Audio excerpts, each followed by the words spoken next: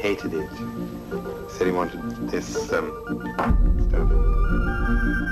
100 years ago, a new theory about human nature was put forward by Sigmund Freud. He had discovered, he said, primitive sexual and aggressive forces hidden deep inside the minds of all human beings. Forces which, if not controlled, led individuals and societies to chaos and destruction. This series is about how those in power have used Freud's theories to try and control the dangerous crowd in an age of mass democracy. At the heart of the story is not just Sigmund Freud, but other members of the Freud family. When whippoorwill calls. This episode is about Freud's American nephew, Edward Bernays. Bernays is almost completely unknown today, but his influence on the 20th century was nearly as great as his uncle's. Because Bernays was the first person to take Freud's ideas about human beings and use them to manipulate the masses.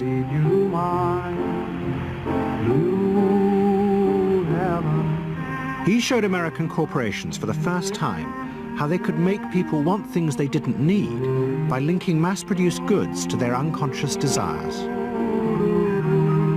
Out of this would come a new political idea of how to control the masses. By satisfying people's inner selfish desires, one made them happy and thus docile. It was the start of the all-consuming self, which has come to dominate our world today.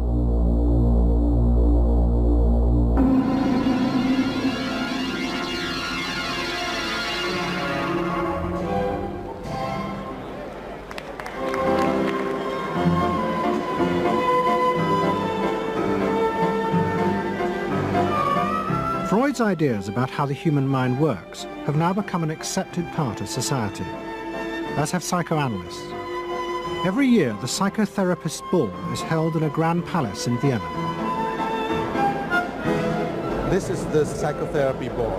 Psychotherapists come, some advanced patients come, or former patients come, and many other people, friends, but also people from the Viennese society who like to go to a nice, elegant, comfortable ball.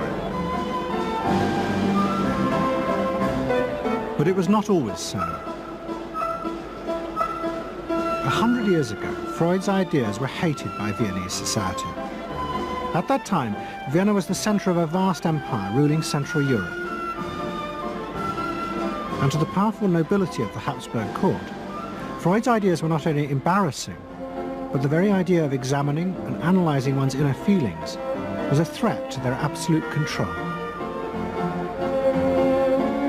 You see, at that time, these people had the power. And of course, you just were not allowed to show your bloody feelings. I mean, you just couldn't. You know, I mean, you couldn't, if you were unhappy. Can you imagine, you, for instance, you sit somewhere in the country in a castle, you are deeply unhappy, you are a woman. You couldn't go to your maid and cry on her shoulders, or you couldn't go into the village and complain, you know, about your feelings. I mean, you couldn't, it was like selling yourself to somebody. You just couldn't, you know, because they had to respect you. Now, of course, Freud, you see, put that thought very much into question, because you see, to examine yourself, you would have to put a lot of other things into question, your society, everything what surrounds you. And that wasn't a good thing at that time. Why not? Because your self-created empire, to a certain extent, would have fallen into bits much earlier already. But what frightened the rulers of the empire even more was Freud's idea that hidden inside all human beings were dangerous instinctual drives. Freud had devised a method he called psychoanalysis. By analyzing dreams and free association, he had unearthed, he said, powerful sexual and aggressive forces, which were the remnants of our animal past. Feelings we repressed because they were too dangerous. Freud devised a method for exploring a hidden part of the mind, which we nowadays call the unconscious, which is a part that is totally unknown to our consciousness, that there exists a barrier in all our minds which prevents these hidden and unwelcome impulses of the unconscious from emerging. Good night.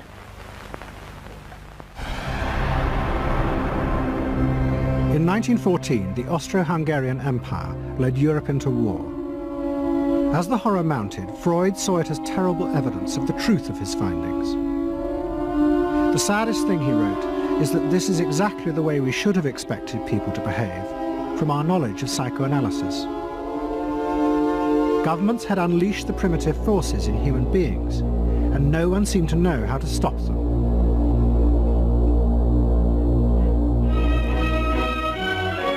At that time, Freud's young nephew, Edward Bernays, was working as a press agent in America. His main client was the world-famous opera singer Caruso, who was touring the United States.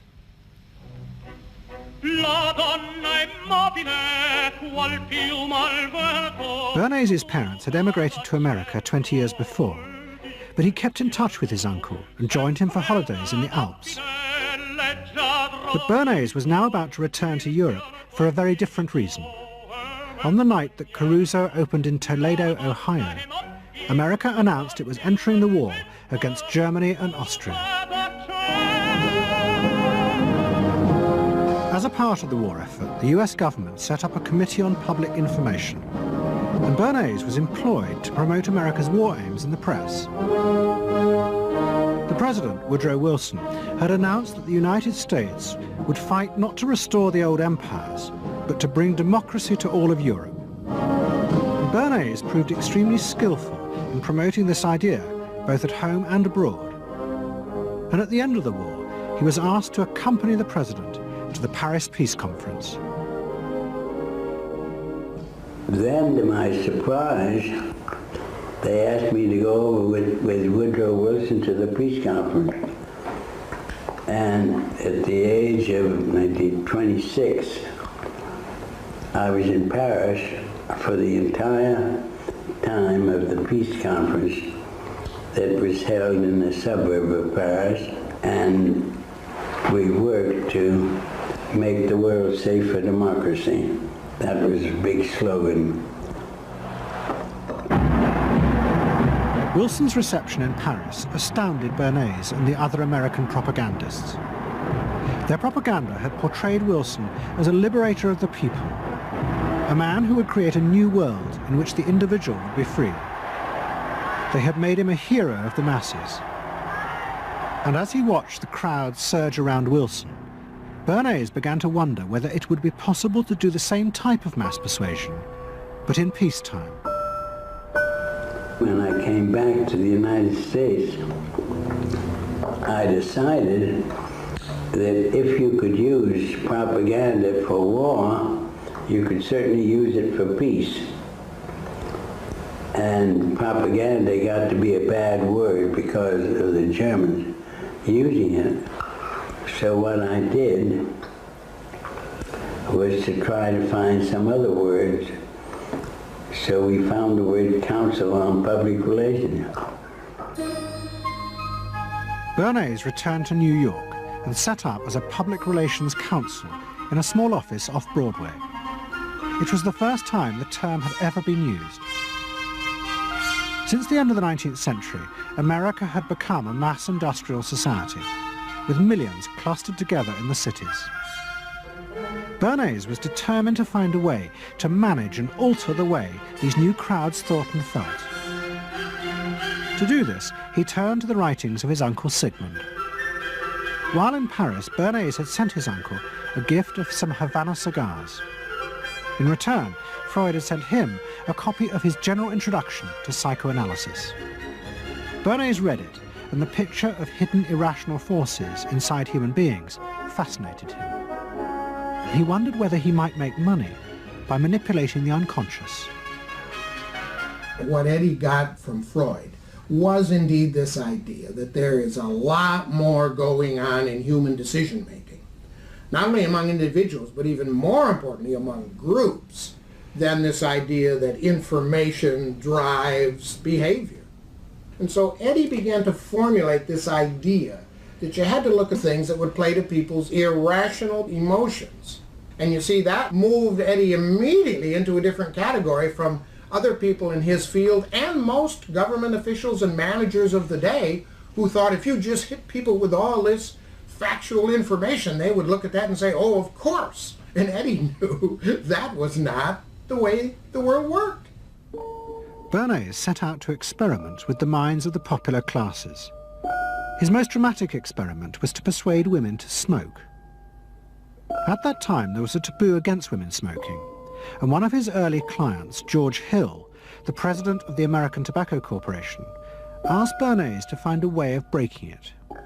He said, we're losing half of our market because men have invoked a taboo against women smoking in public.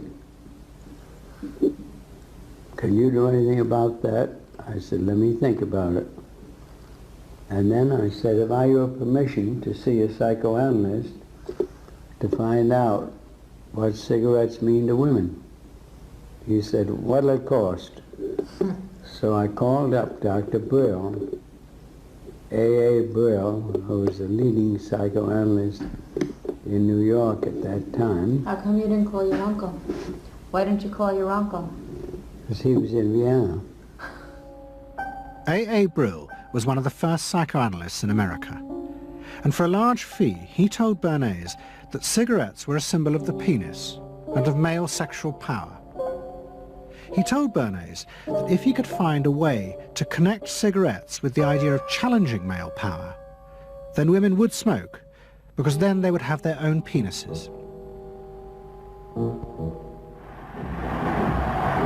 Every year, New York held an Easter Day parade to which thousands came, and Bernays decided to stage an event there. He persuaded a group of rich debutantes to hide cigarettes under their clothes. Then they should join the parade, and at a given signal from him, they were to light up the cigarettes dramatically. Bernays then informed the press that he had heard that a group of suffragettes were preparing to protest by lighting up what they called torches of freedom. He knew this would be an outcry, and he knew that all of the photographers would be there to capture this moment. And so he was ready with a phrase which was torches of freedom. And so here you have a symbol, women, young women, debutantes, smoking a cigarette in public with a phrase that means anybody who believes in this kind of equality pretty much has to support them in the ensuing debate about this, because torches of freedom. I mean, what's on all American coins? It's liberty. She's holding up the torch.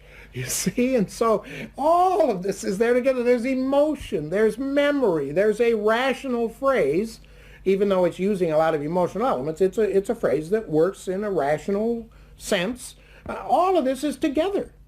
And so the next day, this was not just in all of the New York papers, it was across the United States and around the world. And from that point forward, the sale of cigarettes to women began to rise. He had made them socially acceptable with a single symbolic act. What Bernays had created was the idea that if a woman smoked, it made her more powerful and independent, an idea that still persists today. Embrace me, my sweet embrace. It made him realize that it was possible to persuade people to behave irrationally if you link products to their emotional desires and feelings. The idea that smoking actually made women freer was completely irrational, but it made them feel more independent. It meant that irrelevant objects could become powerful emotional symbols of how you wanted to be seen by others. Eddie Bernays saw the way to sell product was not to sell it to your intellect, that you ought to buy an automobile, but that you will feel better about it if you have this automobile. I think he originated that idea, that they weren't just purchasing something, but they were engaging themselves emotionally or personally in the product or service. That it's not, you think you need a new piece of clothing, but you'll feel better with the piece of clothing. That was his contribution in a very real sense. We see it all over the place today, but I think he originated the idea of the emotional connect to a product or service. What Bernays was doing fascinated America's corporations. They had come out of the war rich and powerful, but they had a growing worry. The system of mass production had flourished during the war, and now millions of goods were pouring off production lines. What they were frightened of was the danger of overproduction, that there would come a point when people had enough goods and would simply stop buying. Up until that point, the majority of products were still sold to the masses on the basis of need. While the rich had long been used to luxury goods, for the millions of working-class Americans, most products were still advertised as necessities. Goods like shoes, stockings, even cars were promoted in functional terms for their durability. The aim of the advertisements was simply to show people the product's practical virtues, nothing more.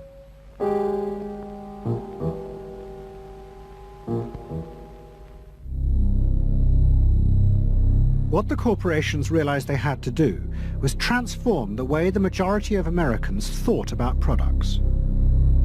One leading Wall Street banker, Paul Mazur of Lehman Brothers, was clear about what was necessary. We must shift America, he wrote, from a needs to a desires culture. People must be trained to desire, to want new things even before the old have been entirely consumed.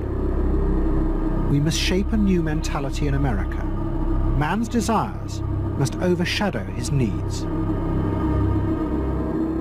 Prior to that time, there was no American consumer. There was the American worker, and there was the American owner, and they manufactured and they saved and they ate what they had to, and the people shopped for what they needed. And while the very rich may have bought things they didn't need, most people did not. And Mazur envisioned a break with that where you would have things that you didn't actually need, but you wanted, as opposed to needed. And the man who would be at the center of changing that mentality for the corporations was Edward Bernays. Bernays really is the guy within the United States more than anybody else who sort of brings to the table psychological theory as something that is an essential part of how, from the corporate side, of how we are going to appeal to the masses effectively. And the whole sort of merchandising establishment and sales establishment is ready for Sigmund Freud. I mean, they are ready for understanding what motivates the human mind. And so that there's this real openness to Bernays' techniques being used to sell products to the masses. Beginning in the early 20s, the New York banks funded the creation of chains of department stores across America. They were to be the outlets for the mass-produced goods, and Bernays' job was to produce the new type of customer.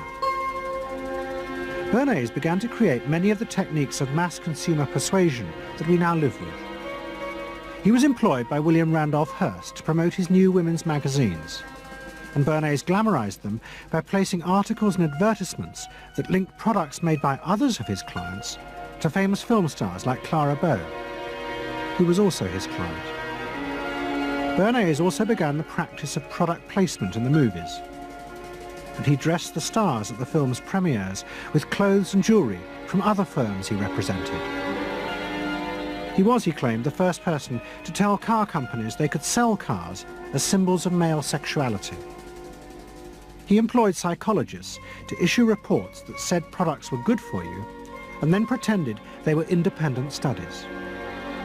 He organised fashion shows in the department stores and paid celebrities to repeat the new and essential message: you bought things not just for need, but to express your inner sense of yourself to others. There's a psychology of dress. Have you ever thought about it? How it can express your character? You all have interesting characters, but some of them are all hidden. I wonder why you all want to dress always the same, with the same hats and the same coats.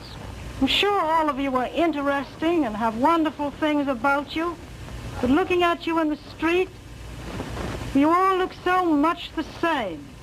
And that's why I'm talking to you about the psychology of dress. Try and express yourselves better in your dress. Bring out, say, certain things that you think are hidden. I wonder if you've thought of this angle of your personality. I'd like to ask you some questions. Why do you like short skirts? Oh, because there's more to see. More to see, eh? What good does that do you? Makes you more handsome. It makes you more attractive. Does? In 1927, an American journalist wrote, "A change has come over our democracy. It is called consumptionism.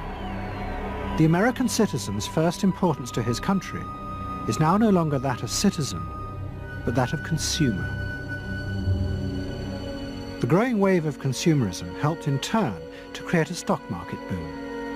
And yet again, Edward Bernays became involved, promoting the novel idea that ordinary people should buy shares, borrowing money from banks he also represented. And yet again, millions followed his advice.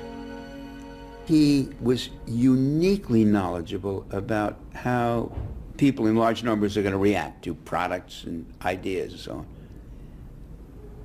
But in political terms, if he were to go out, so I can't imagine that he could get 3 people to stand and listen. Wasn't particularly articulate, was a kind of funny looking, and didn't have any sense of reaching out for people one-on-one. None at all. He didn't think about people in groups of one, thought about people in groups of thousands. So I would have nothing to do with it. Hello? Bernays soon became famous as the man who understood the mind of the crowd. And in 1924, the president contacted him.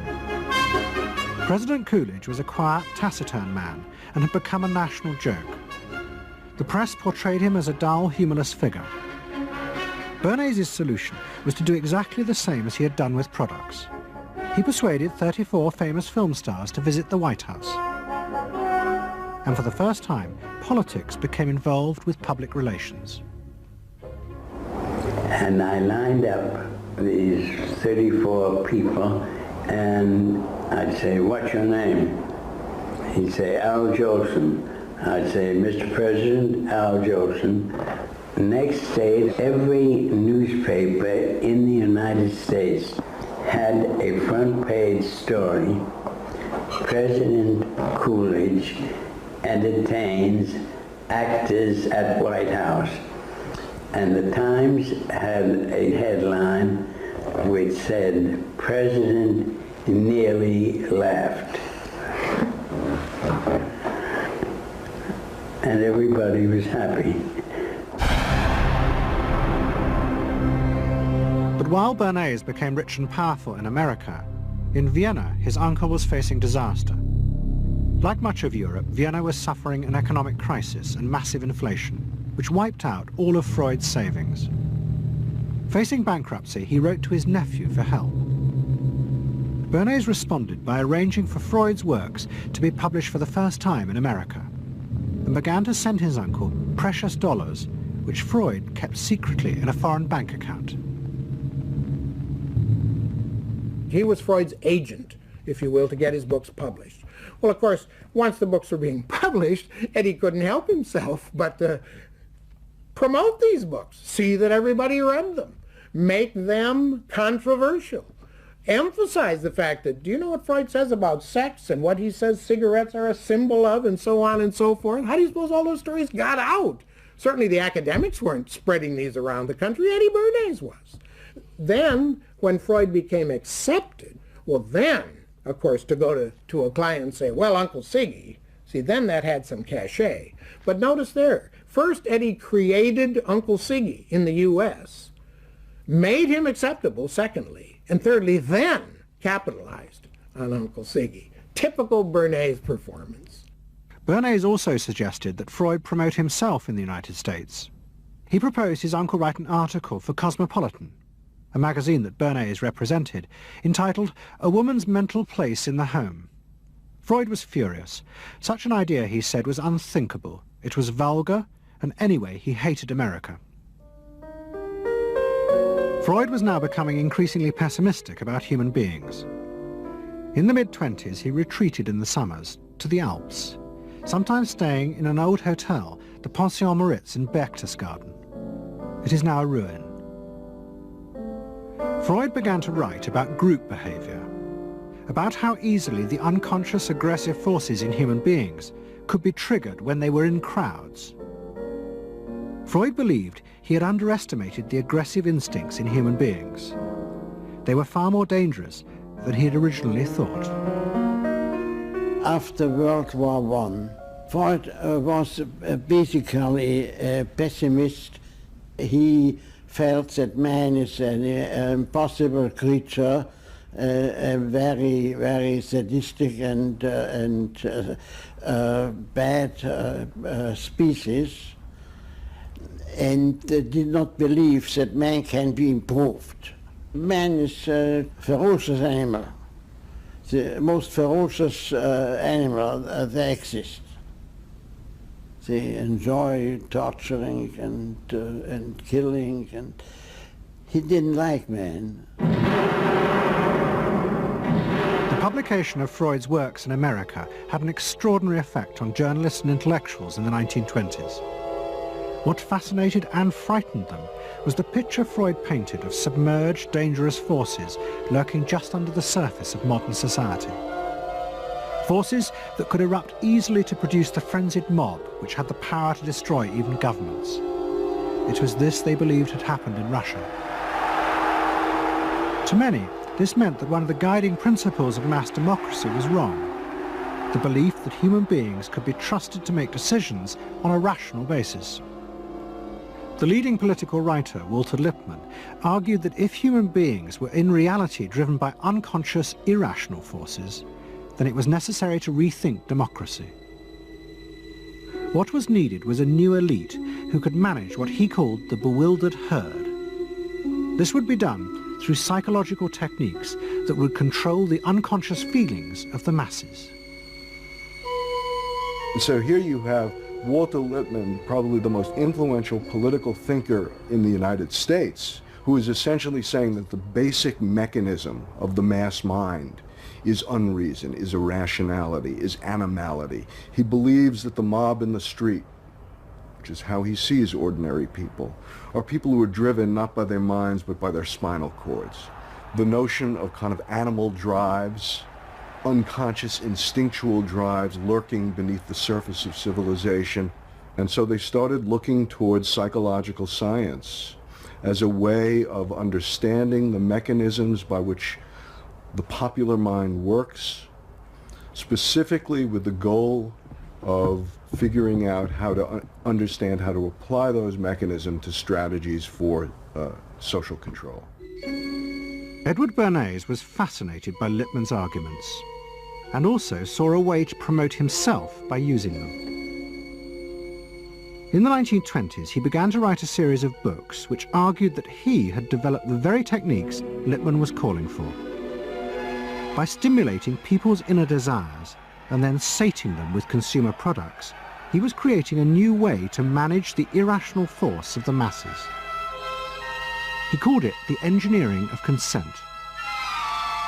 Democracy, to my father, was a wonderful concept, but I don't think he felt that all those publics out there had reliable judgment, and that they very easily might vote for the wrong man or want the wrong thing, so that they had to be guided from above.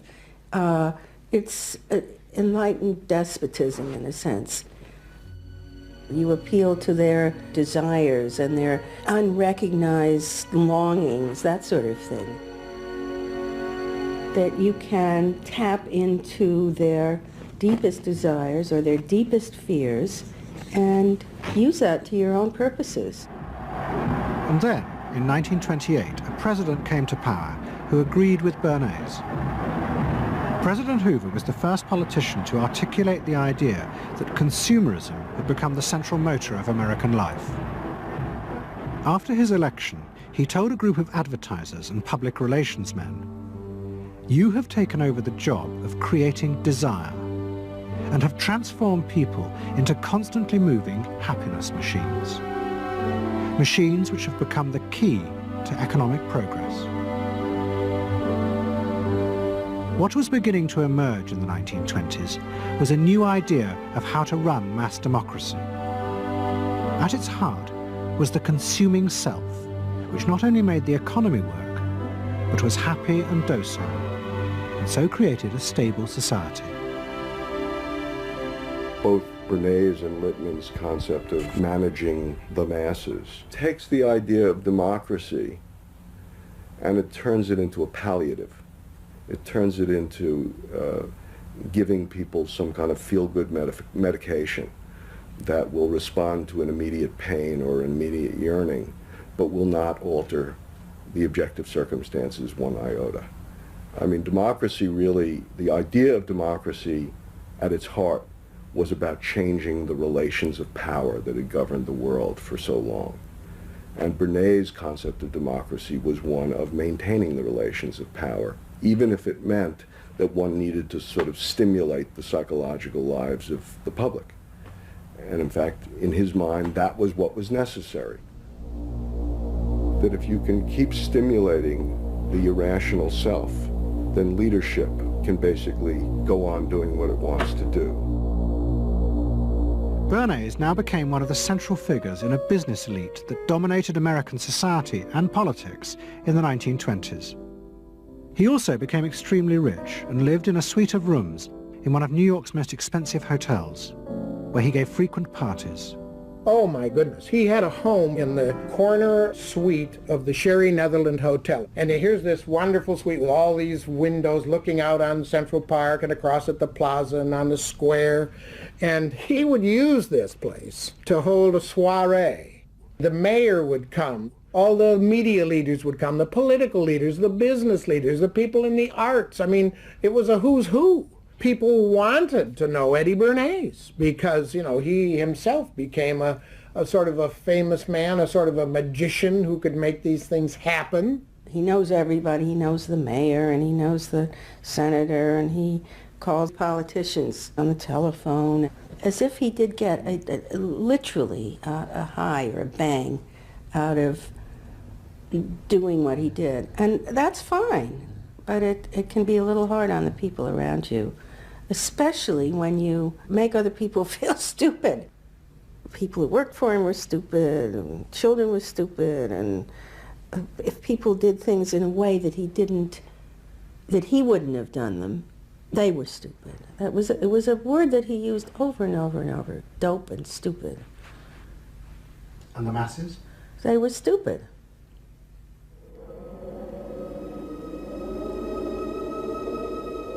But Bernays' power was about to be destroyed dramatically, and by a type of human irrationality he could do nothing to control. At the end of October 1929, Bernays organised a huge national event to celebrate the 50th anniversary of the invention of the light bulb. President Hoover, the leaders of major corporations, and bankers like John D. Rockefeller were all summoned by Bernays to celebrate the power of American business. But even as they gathered, news came through that shares on the New York Stock Exchange were beginning to fall catastrophically. Throughout the 1920s, speculators had borrowed billions of dollars. The banks had promoted the idea that this was a new era where market crashes were a thing of the past. But they were wrong. What was about to happen was the biggest stock market crash in history. Investors had panicked and begun to sell in a blind, relentless fury that no reassurance by bankers or politicians could halt. And on the 29th of October 1929, the market collapsed.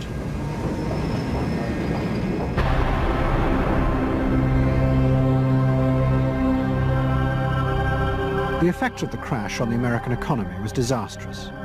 Faced with recession and unemployment, millions of American workers stopped buying goods they didn't need. The consumer boom that Bernays had done so much to engineer disappeared, and he and the profession of public relations fell from favour. Bernays' brief moment of power seemed to be over.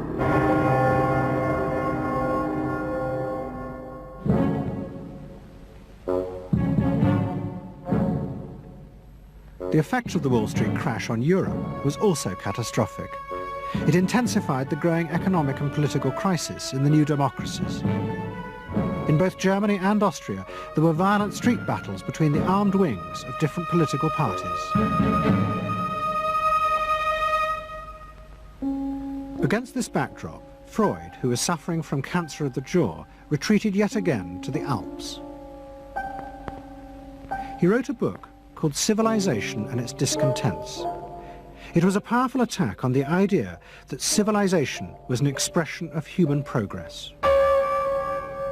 Instead, Freud argued, civilization had actually been constructed to control the dangerous animal forces inside human beings. What was implicit in Freud's argument was that the ideal of individual freedom, which was at the heart of democracy, was impossible. Human beings could never be allowed to truly express themselves because it was too dangerous. They must always be controlled and would thus always be discontent.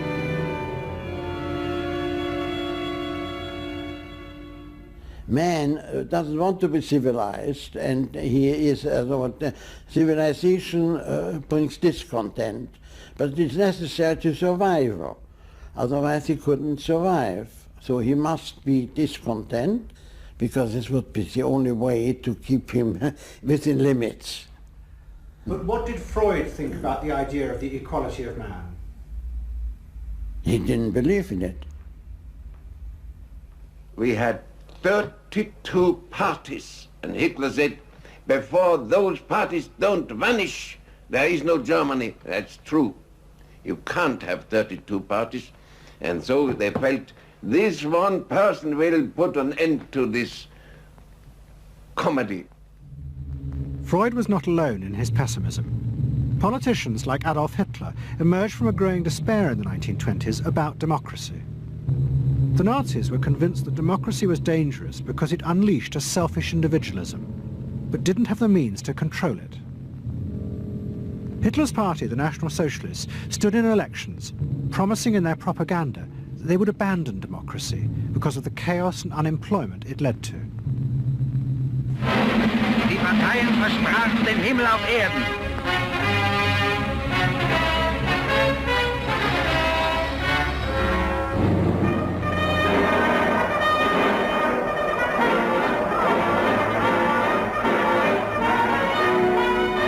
In March 1933, the National Socialists were elected to power in Germany, and they set out to create a society that would control human beings in a different way. One of their first acts was to take control of business. The planning of production would in future be done by the state. The free market was too unstable, as the crash in America had proved. Workers' leisure time was also planned by the state through a new organization called Strength Through Joy.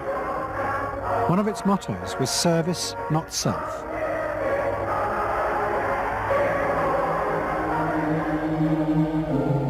But the Nazis did not see this as a return to an old form of autocratic control.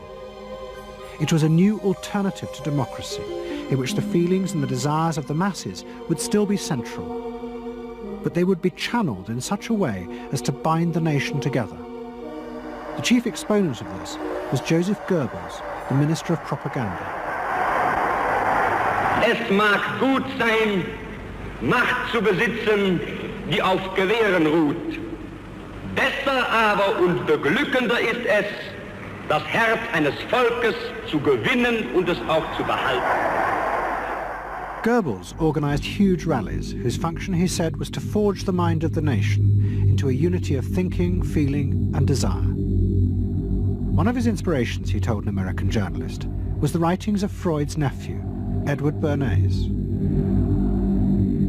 In his work on crowd psychology, Freud had described how the frightening irrationality inside human beings could emerge in such groups. The deep, what he called libidinal forces of desire are given up to the leader, while the aggressive instincts are unleashed on those outside the group.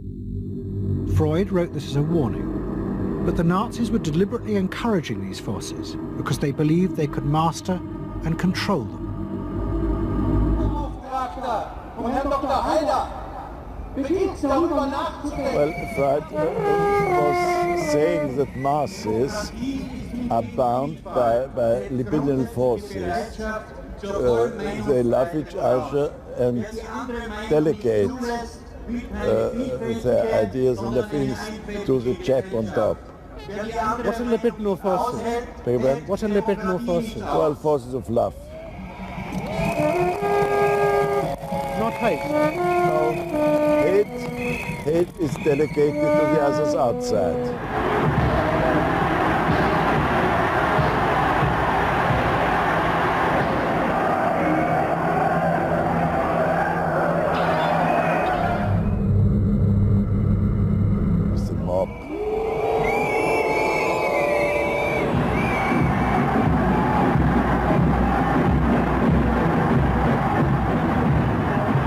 I could see from afar, looking up Wilhelmstraße towards unter den Linden, how those 100,000 of people, when they passed Hitler, they just became completely delirious. They began to shout these cries I will never get out of my ears. Heil, Sieg, Heil, that is demented. And here I got confirmation how those irrational forces, uncontrollable forces in Germany, in the Germans, had erupted, had broken out, were running riot, were departing, marching on.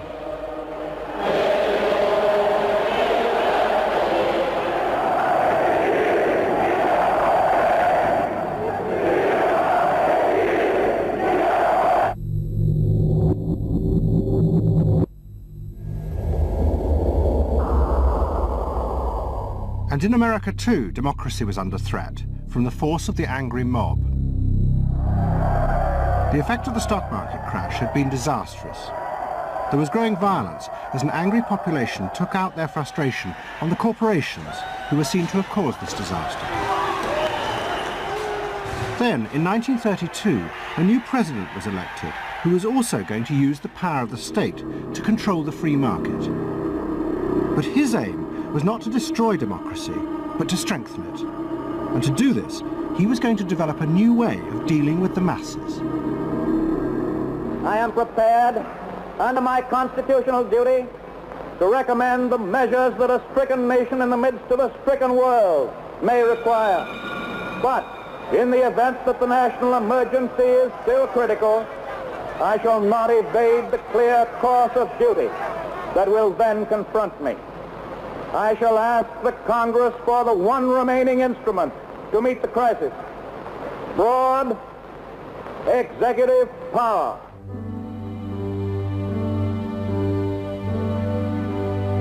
It was the start of what would become known as the New Deal. Roosevelt assembled a group of young technocrats and planners in Washington. He told them that their job was to plan and run giant new industrial projects for the good of the nation. Roosevelt was convinced that the stock market crash had shown that laissez-faire capitalism could no longer run modern industrial economies. It had become the job of government. Big business was horrified, but the New Deal attracted the admiration of the Nazis, especially Joseph Goebbels. Wir betrachten die wirtschaftliche Entwicklung in Amerika mit dem allergrößten positiven Interesse. Und wir sind dort der festen Überzeugung, dass Präsident Roosevelt und seine Berater auf dem richtigen Wege sind. Es handelt sich in der Tat um das größte wirtschaftliche und soziale Problem aller Zeiten. Die vielen Millionen Arbeitslosen, die ihre Plätze an den Maschinen und in den Kontoren verloren haben, wieder an ihre alten Arbeitsstellen zurückzuführen. Das kann nicht allein der privaten Initiative überlassen werden. Ausschlaggebend ist, dass die öffentliche Hand mit positiven Maßnahmen eingreift. But although Roosevelt, like the Nazis, was trying to organize society in a different way, unlike the Nazis, he believed that human beings were rational and could be trusted to take an active part in government. Roosevelt believed it was possible to explain his policies to ordinary Americans and take into account their opinions. To do this, he was helped by the new ideas of an American social scientist called George Gallup. favorite reading of New Deal Washington, the survey of U.S. public opinion. From offices at Princeton, New Jersey, a famed statistician, Dr. George Gallup, tells Washington from week to week what the nation is thinking. And in New York, Fortune magazine's analyst, Elmo Roper, compiles for publication a continuous record of the nation's approval or disapproval of how the country is being run. Gallup and Roper rejected Bernays' view that human beings were at the mercy of unconscious forces and so needed to be controlled. Their system of opinion polling was based on the idea that people could be trusted to know what they wanted. They argued that one could measure and predict the opinions and behaviour of the public if one asked strictly factual questions and avoided manipulating their emotions. Well, how about this one? Do you think Franklin D. Roosevelt's New Deal has been bad for the nation in general? No, that question's loaded. It automatically suggests an answer. Well, how about this? Is your present feeling toward President Roosevelt one of general approval or general disapproval? That's better. Prior to scientific polling, the view of many people was that you couldn't trust public opinion. It was irrational, that it was ill-informed, chaotic, unruly, and so forth. And so that opinion should be dismissed. But with scientific polling, I think it established very clearly that people are rational, that they do make good decisions, and this offers democracy a chance to be truly informed by the public, giving everybody a voice in the way the country is run. I know my father wouldn't necessarily say the voice of the public is the voice of God, but he did feel very much that the voice of the people is a rational voice and should be heard. What Roosevelt was doing was forging a new connection between the masses and politicians. No longer were they irrational consumers who were managed by sating their desires. Instead, they were sensible citizens who could take part in the governing of the country. In 1936, Roosevelt stood for re-election. He promised further control over big business. To the corporations, it was the beginning of a dictatorship.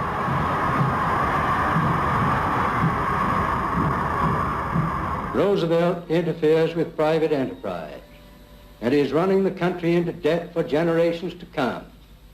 The way to get recovery is to let business alone. But Roosevelt was triumphantly re-elected. It looks, my friends, like a real landslide this time.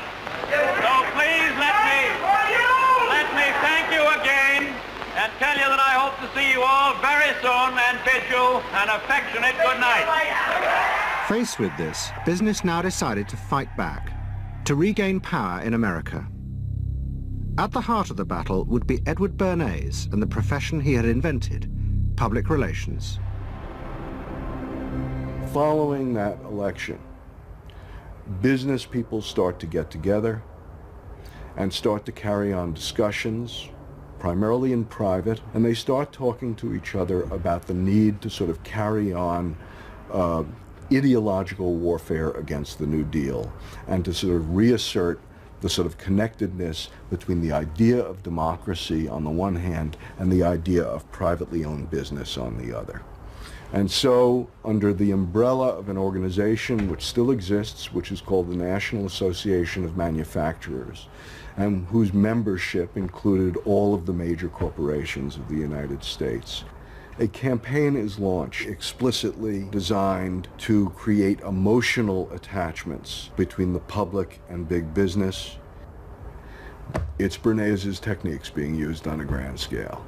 I mean, totally.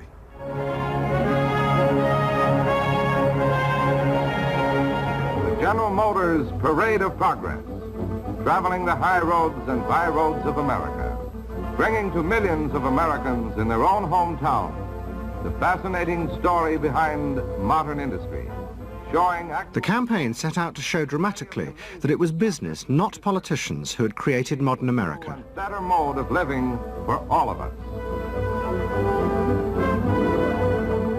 Bernays was an advisor to General Motors, but he was no longer alone.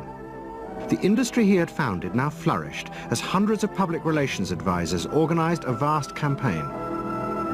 They not only used advertisements and billboards, but managed to insinuate their message into the editorial pages of the newspapers. It became a bitter fight. In response to the campaign, the government made films that warned of the unscrupulous manipulation of the press by big business. And the central villain was the new figure of the public relations man. They tried to achieve their ends by working entirely behind the scenes, corrupting and deceiving the public. The aims of such groups may be either good or bad, so far as the public interest is concerned, but their methods are a grave danger to democratic institutions. The films also showed how the responsible citizen could monitor the press themselves. They could create a chart that analysed the reporting for signs of hidden bias. But such earnest instruction was to be no match for the powerful imagination of Edward Bernays.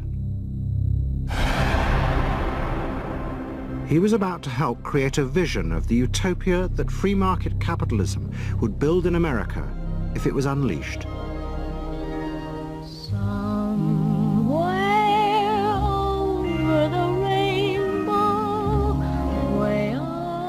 In 1939, New York hosted the World's Fair. Edward Bernays was a central advisor. He insisted that the theme be the link between democracy and American business.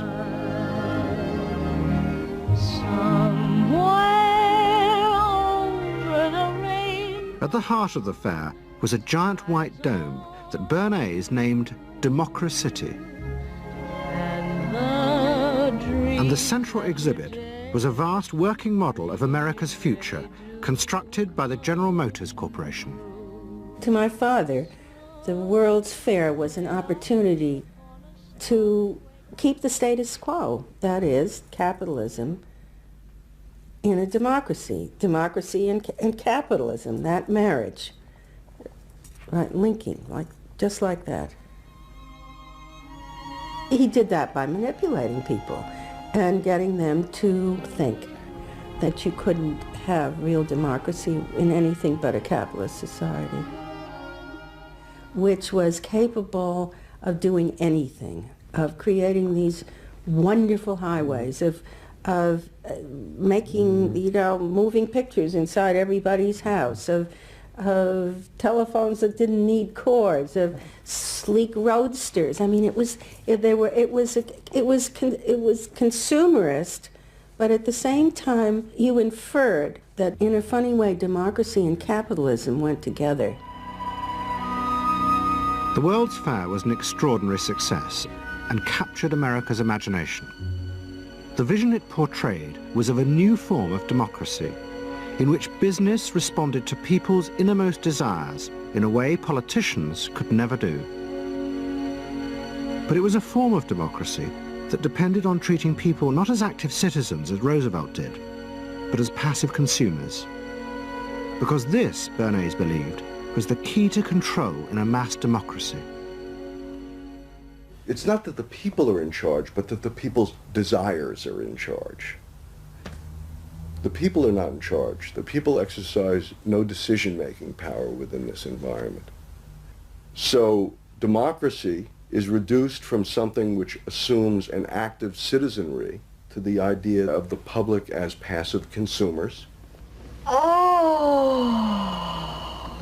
Driven primarily by instinctual or unconscious desires, and that if you can in fact trigger those needs and desires, you can get what you want from them.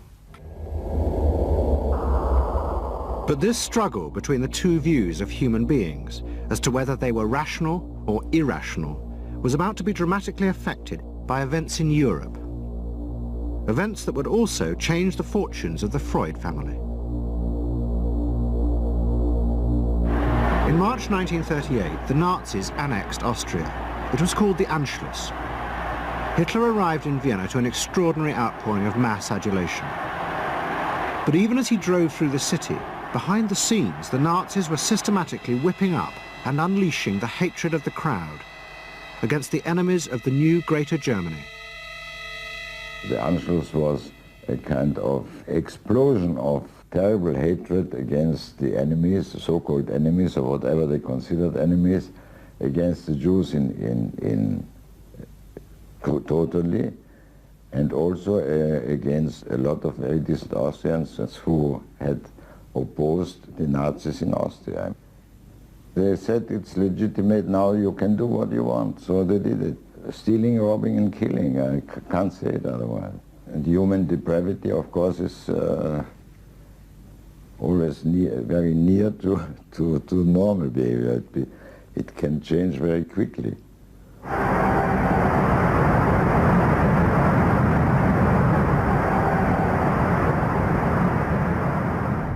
As the violence and assassinations raged in Vienna, Freud decided he had to leave.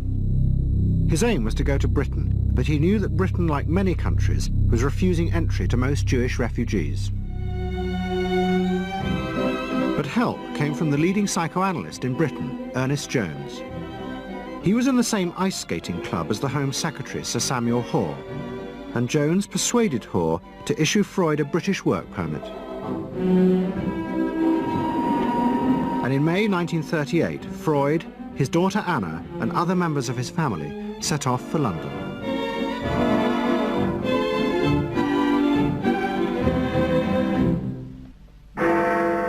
Freud arrived in London as Britain was preparing for war, and he settled with his daughter Anna in a house in Hampstead. But Freud's cancer was now far advanced, and in September 1939, just 3 weeks after the outbreak of war, he died.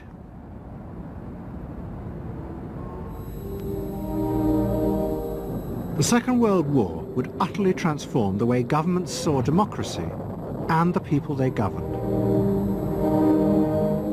Next week's programme will show how the American government, as a result of the war, became convinced there were savage, dangerous forces hidden inside all human beings, forces that needed to be controlled.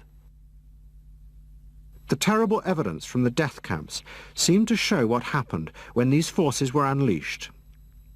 And politicians and planners in post-war America would come to believe that hidden under the surface of their own population were the same dangerous forces. And they would turn to the Freud family to help control this enemy within.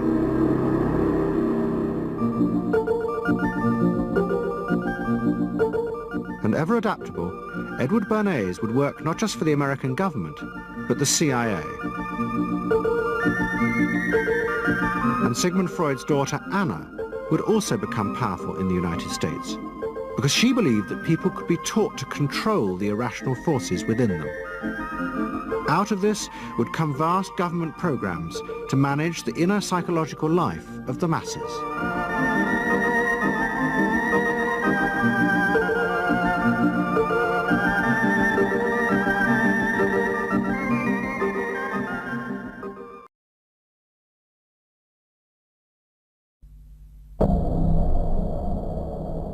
Let's say a word about dreams. We all have thoughts which we never knew we had. They are too uncomfortable, too incompatible with our adult self to be remembered. Yet they are often disturbing, rumbling under the surface like lava in a volcano.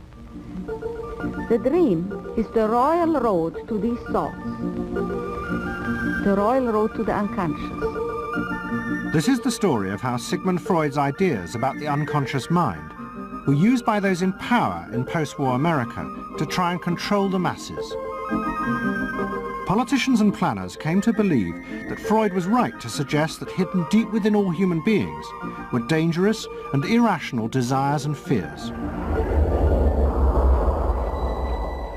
They were convinced that it was the unleashing of these instincts that had led to the barbarism of Nazi Germany.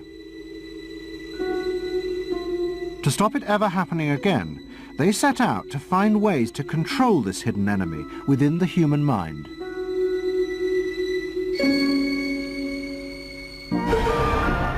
At the heart of the story are Sigmund Freud's daughter Anna and his nephew Edward Bernays, who had invented the profession of public relations.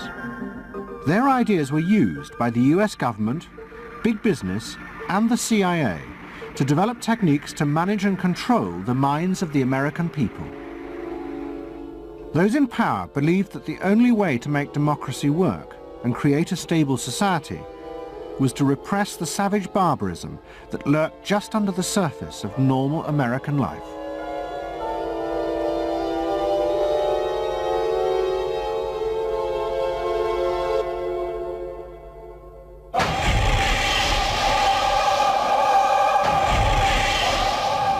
The story begins in the middle of the fierce fighting of the Second World War. As the fighting intensified, the American army was faced by an extraordinary number of mental breakdowns among its troops.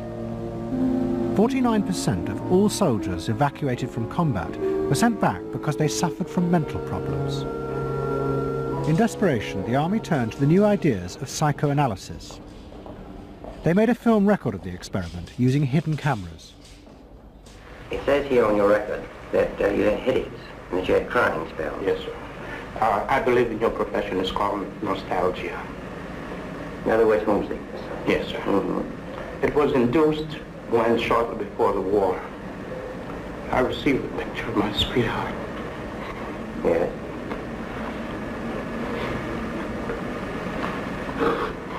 Mm-hmm.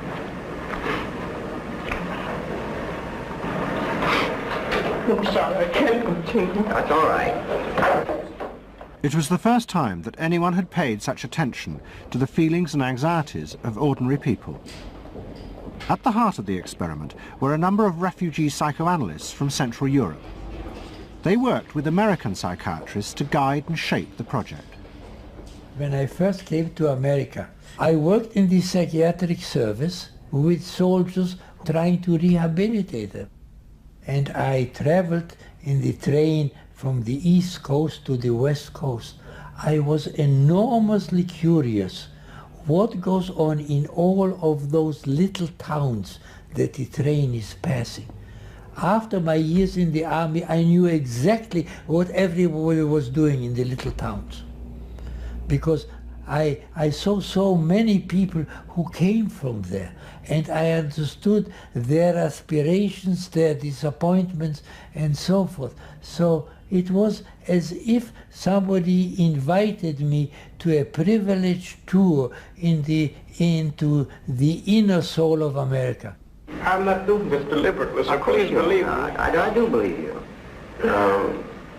A display of emotion is sometimes very helpful. I hope so, sir. Sure, it gets it off your chest.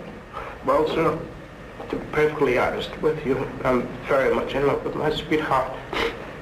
She has been the one person that gave me a sense of importance, in that through her cooperation with me, we were able to surmount so many obstacles.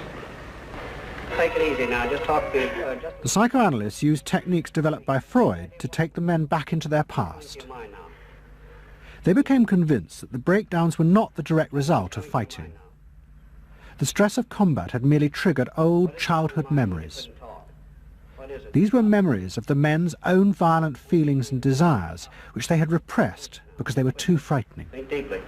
Let's go back. When was it you... To the psychoanalysts, it was overwhelming proof of Freud's theory that underneath human beings were driven by primitive, irrational forces. You want that?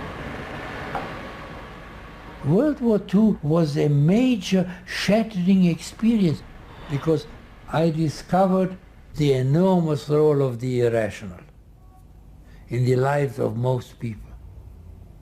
Yeah, that I can say, that I learned that the ratio between the irrational and the rational in America is very much in favor of the irrational. That there is much greater unhappiness, much more suffering, much more. A sadder country than one would imagine it from the advertisements that you get. A much more problematic country. Victory in the Second World War was celebrated as a triumph of democracy. But in private, many policymakers were worried about the implications of the analysis of the soldiers. It seemed to show that underneath every American were irrational, violent drives. What had happened in Germany seemed to bear this out. The complicity of so many ordinary Germans in mass killings during the war showed just how easily these forces could break through and overwhelm democracy.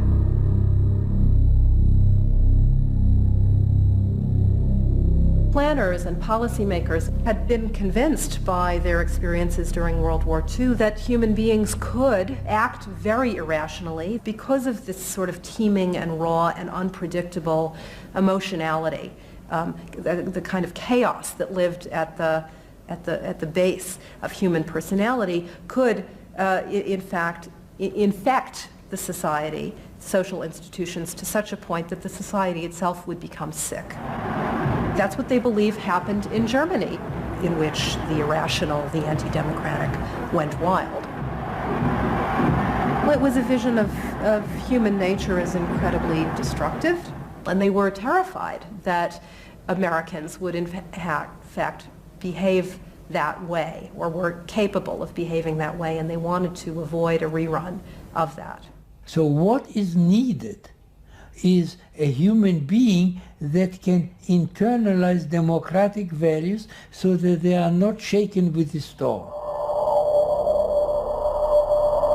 And psychoanalysis carried in it the promise that it can be done.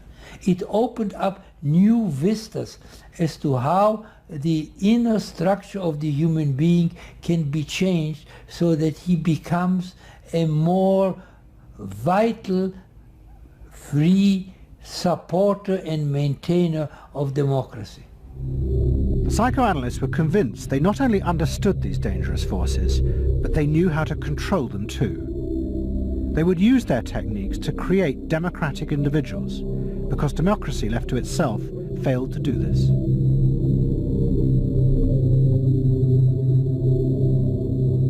The source of this idea was not only Sigmund Freud, but his youngest daughter, Anna.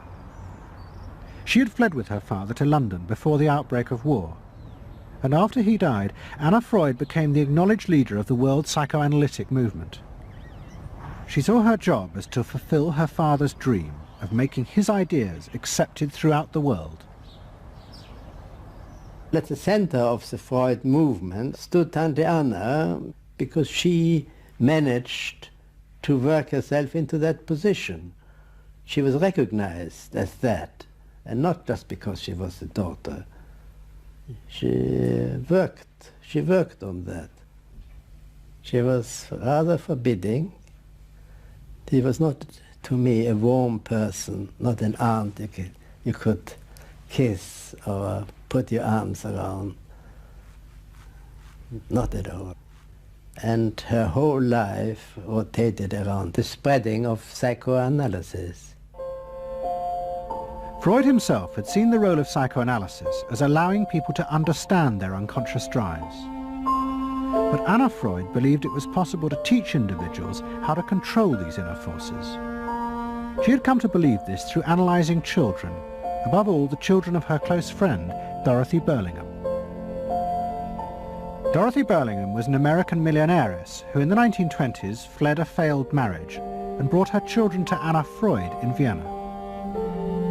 They were suffering terrible anxieties and aggression, but Anna Freud was convinced she could free them from this by changing the world around them. She thought that she could come in and into their environment, essentially, because they were children, you see. They didn't have independent lives of their own. She could go talk to the parents or the mother.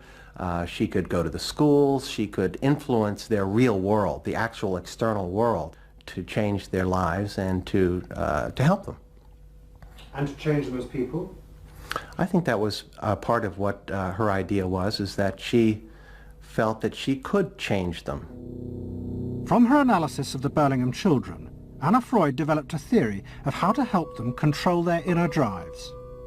She believed that if, as well as psychotherapy, they were also encouraged to adapt to a good family and social environment, then the conscious part of their mind, the ego, would be strengthened in its struggle to control the unconscious. Anna Freud's aim was simply to help the children. But it was always the psychoanalyst who decided what was the right environment and the appropriate behaviour for the children. And often as not, this reflected the social mores of the time.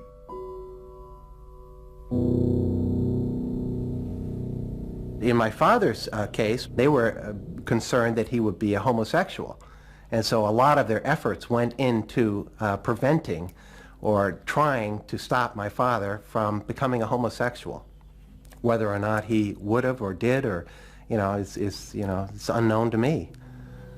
Why did they want to stop him? Because they felt it was abnormal. It wasn't a normal way to develop. They wanted to have him develop along lines that society recognized to be normal, because if they didn't, then you're going to be under the control of forces that you don't understand, that you're not even aware of. The analysis seemed to be a great success, and in the 30s the Burlingham children had returned to America. They settled down to happy married lives in the suburbs. What they didn't realize was that their experience was about to become a template for a giant social experiment to control the inner mental life of the American population.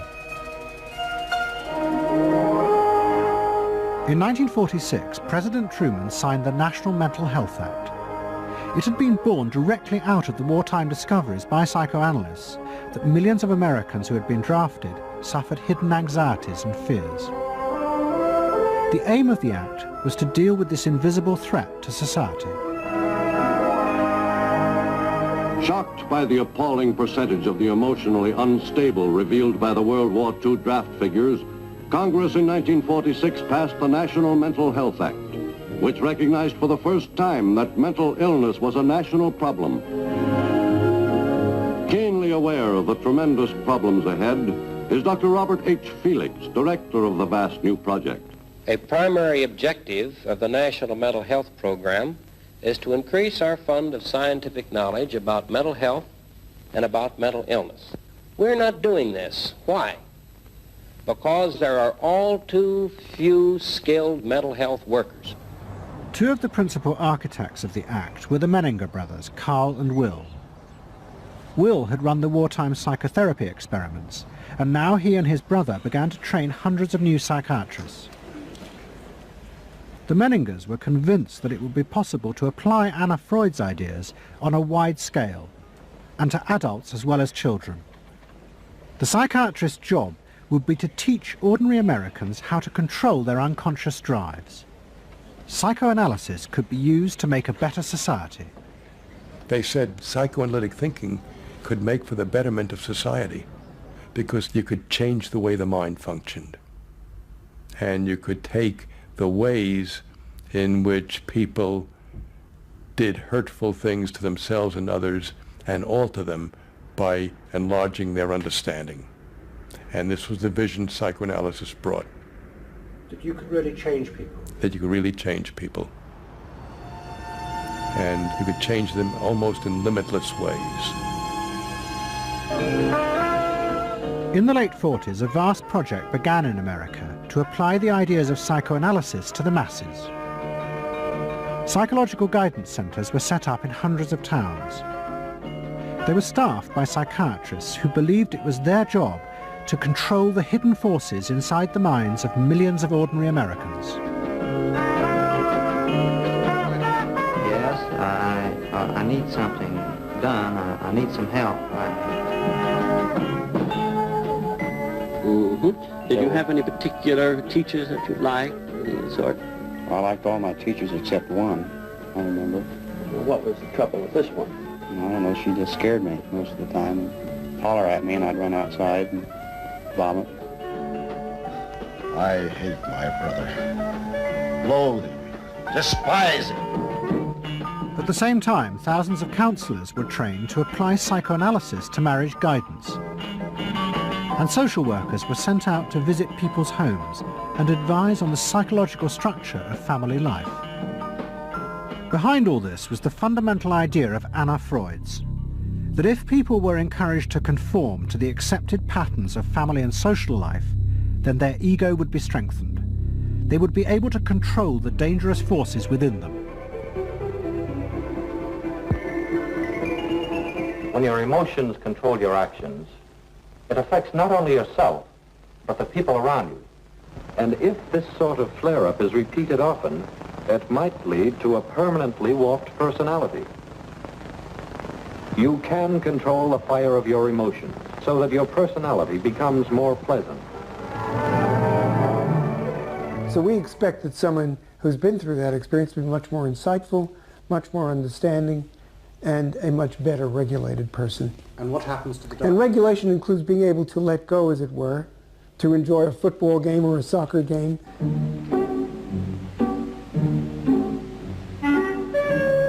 A more understanding, yes, rational, but also appropriately emotional person. The regulatory aspects of the human mind would really be in charge. Instead of being overwhelmed by our passions and by our darker impulses. That one would be master or mistress of one's own passions. They just felt that the road to happiness was in adapting to the external world in which they lived. That people could be uncrippled from their own neurotic conflicts and impulses, that they would not engage in self-destructive behavior, that they would in fact adapt to the reality about them. They never questioned the reality.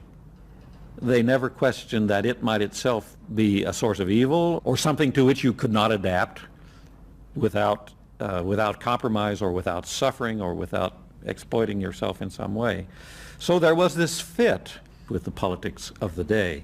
And a balance of emotions is important to a well-rounded personality. But it was only the beginning of the rise to power of psychoanalysis in America.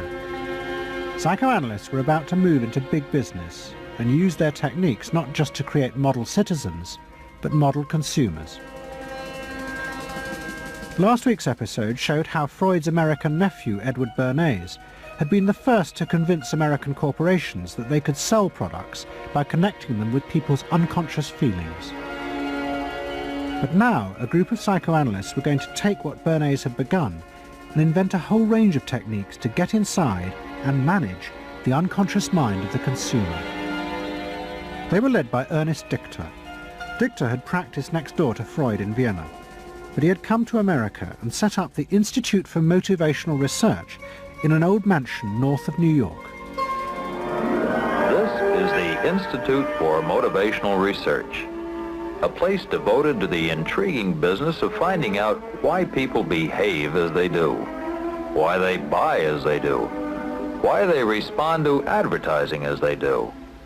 And this is Dr. Ernest Dichter.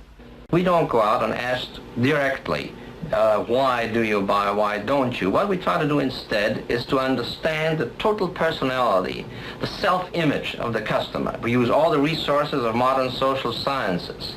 It opens up some stimulating psychological techniques for selling any new product. Like the other psychoanalysts, Dichter believed that American citizens were fundamentally irrational beings. They could not be trusted. Their real reasons for buying products were rooted in unconscious desires and feelings. And Dichter wanted to find ways to uncover what he called the secret self of the American consumer. He was trying to get out of people's mind the unconscious motivations that they had for purchasing. These could be sexual, they could be psychological, they could be sociological, they could be a demand for status, a demand for recognition.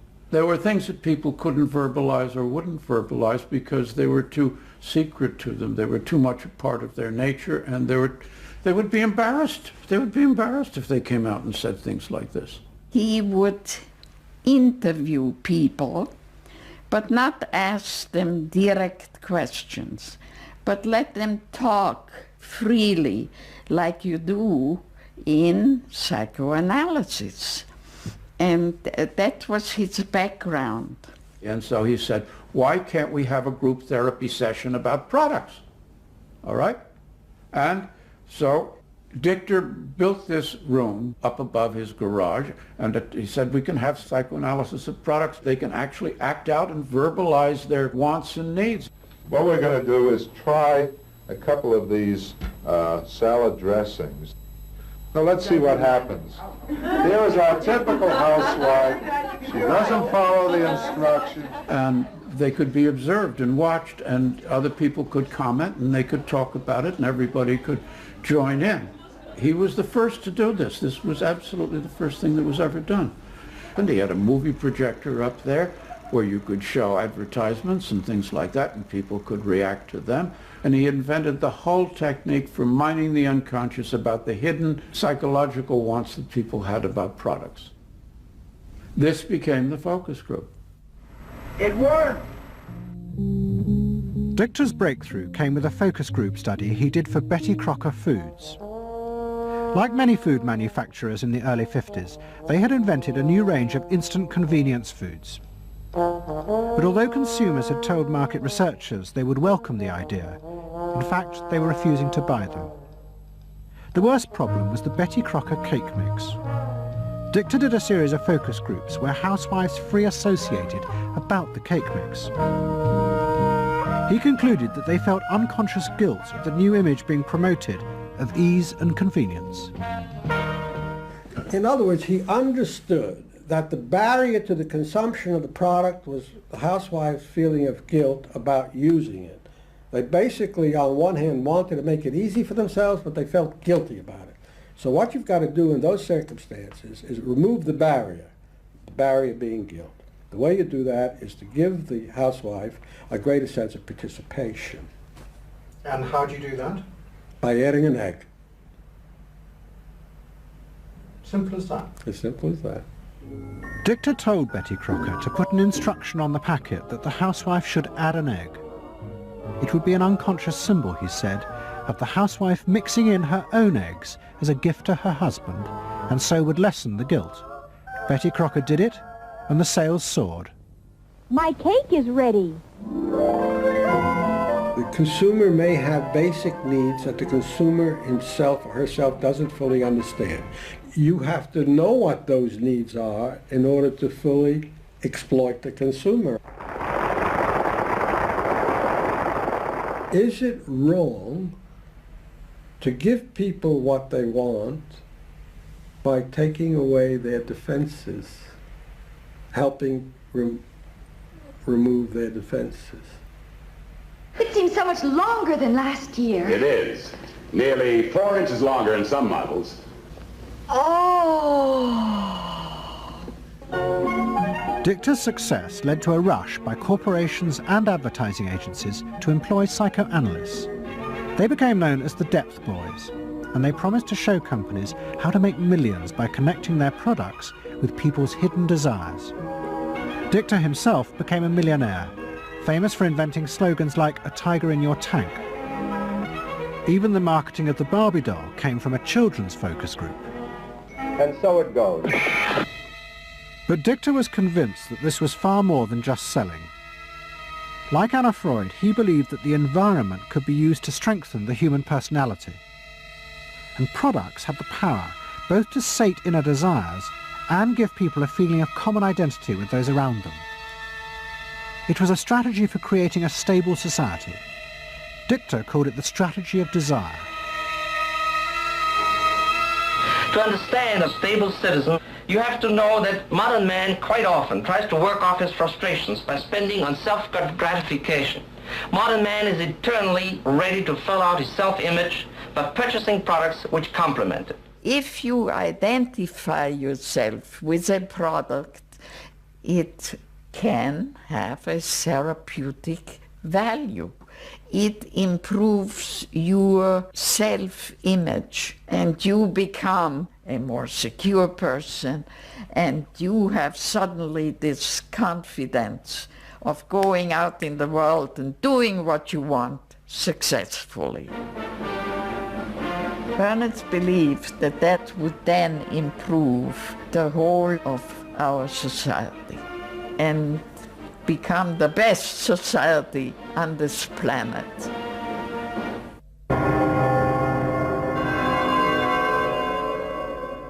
By the early 50s, the ideas of psychoanalysis had penetrated deep into American life.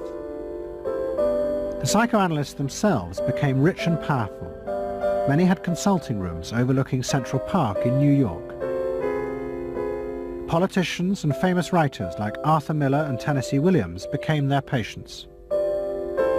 They were seeking not just help, but to understand the hidden roots of human behavior. We were sought after. Washington was interested in what we think. You know, the important writers, important politicians were undergoing psychoanalysis. It was, we had waiting lists because there were so many patients that wanted to be analyzed. So it gave us a little bit of a swellhead. And as the psychoanalysts' ideas took hold in America, a new elite began to emerge in politics, social planning, and in business. What linked this elite was the assumption that the masses were fundamentally irrational. To make a free market democracy like America work, one had to use psychological techniques to control mass irrationality. They actually believed that this elite was necessary because individual citizens were not capable, if left alone, of being democratic citizens. The elite was necessary in order to create the conditions that would produce individuals capable of behaving as a good consumer and also behaving as a democratic citizen. They didn't see their activities as anti-democratic, as undermining the capacity of individual citizens for democracy. Quite the opposite. They understood that they were creating the conditions for democracy's survival and future. Anna Freud had never intended that her ideas be used in such a way, but she happily accepted the rise to power of psychoanalysis in America. She remained in England, living with Dorothy Burlingham. On the surface, it was an idyllic life. She and Dorothy had bought a weekend cottage on the Suffolk coast. And in the summers, Dorothy's children came from America to visit with the grandchildren. But underneath, things were going badly wrong. Both Bob and Mabby Burlingham, who Anna Freud had analysed in the 1930s, had suffered personal breakdowns, and their marriages were collapsing. Bob was drinking heavily, and Mabby suffered terrible anxieties. The real reasons for the visits to England were yet more analysis with Anna Freud. Well, the problem was that it didn't look very good, did it? Because here you have somebody who's having nervous breakdowns and is having alcoholic binges. And this is not exactly, doesn't really sit well. Well, you know, from a humane standpoint, obviously this is not desirable. You know, you want to help these people, but it also had the wider ramifications of everybody in analysis, in analytic circles, knew that Bob and Mabby were guinea pigs. They were the living proof that this was a wonderful process. It was very much swept under the rug. It didn't get out. I mean, these people had such, their power and influence was such that, you know, you were very careful. Anna Freud was a very powerful person, and you were the grandchildren, and she knew a great deal more than you did about what went on in your parents' lives and so forth. It was not something you were going to tangle with, and you were a product of the whole situation. But at the same time, we all knew that something was really out of whack. As she grew older, she became more and more important, didn't she? Politically and scientifically, but she didn't know when to stop.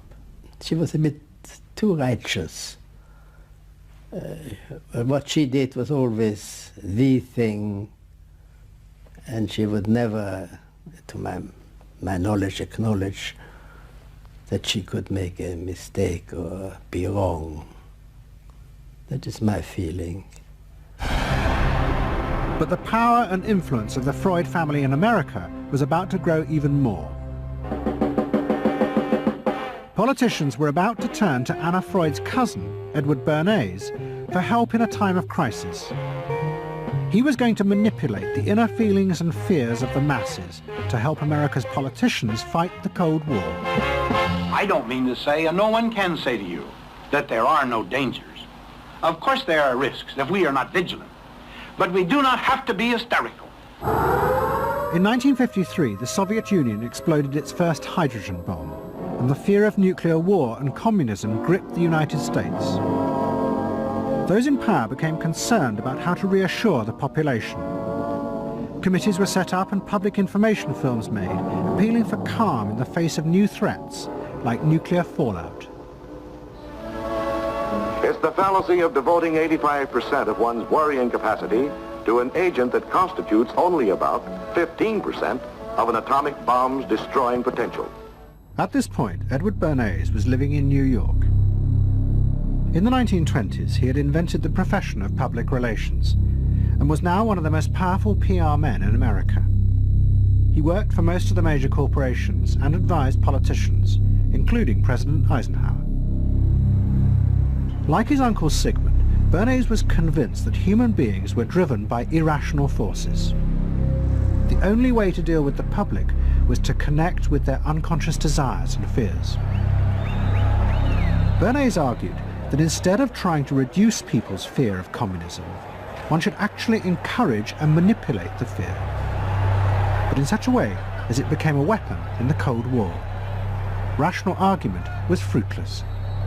What my father understood about groups is that they are manipulable, they're malleable, and that you can tap into their deepest desires or their deepest fears and use that to your own purposes.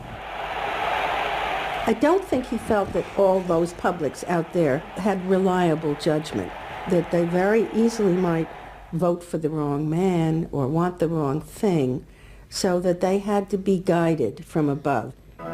One of Bernays' main clients was the giant United Fruit Company. They owned vast banana plantations in Guatemala in Central America. For decades, United Fruit had controlled the country through pliable dictators. It was known as a banana republic. But in 1950, a young officer, Colonel Arbenz, was elected president.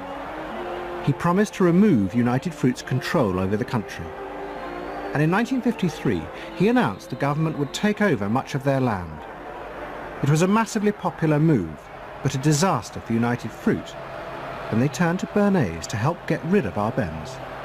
United Fruit brings in Bernays, and he basically understood that what United Fruit Company had to do was change this from being a popularly elected government that was doing some things that were good for the people there into this being very close to the American shore, a threat to American democracy, that it being at a time in the Cold War when Americans responded to issues of the Red Scare and what communism might do, he was trying to transform this and brilliantly did transform it into an issue of a communist threat very close to our shores, taking United Fruit again as a commercial client out of the picture and making it look like a question of American democracy, American values being threatened.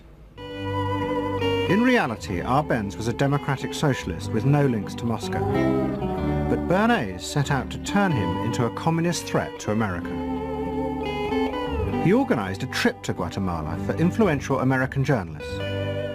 Few of them knew anything about the country or its politics.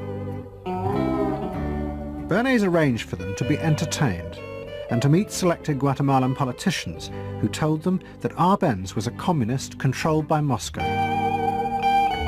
During the trip, there was also a violent anti-American demonstration in the capital. Many of those who worked for United Fruit were convinced it had been organized by Bernays himself.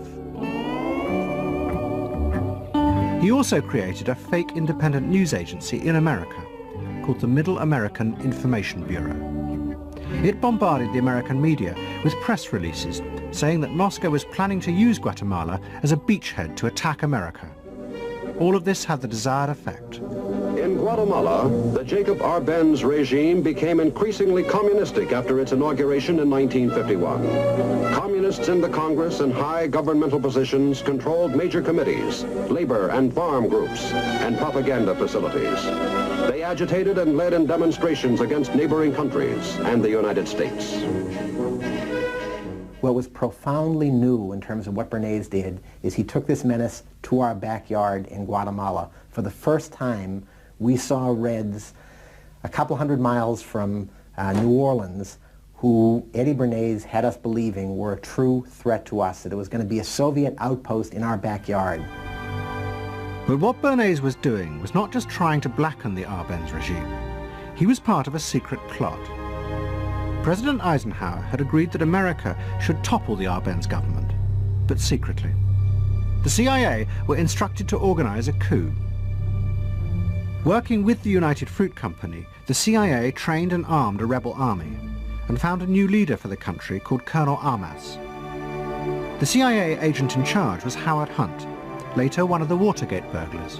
What we wanted to do was have a terror campaign to terrify Arbenz particularly, terrify his troops, much as the German Stuka bombers terrified the population of Holland, Belgium, and Poland at the onset of World War II, and just rendered everybody paralyzed.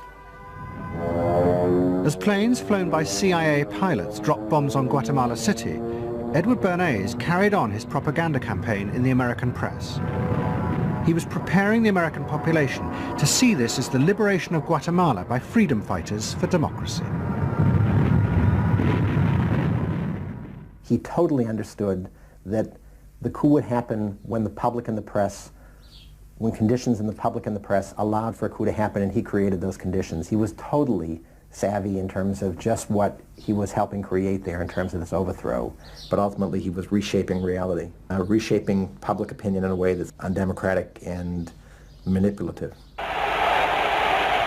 On June the 27th, 1954, Colonel Arbenz fled the country, and Armas arrived as the new leader.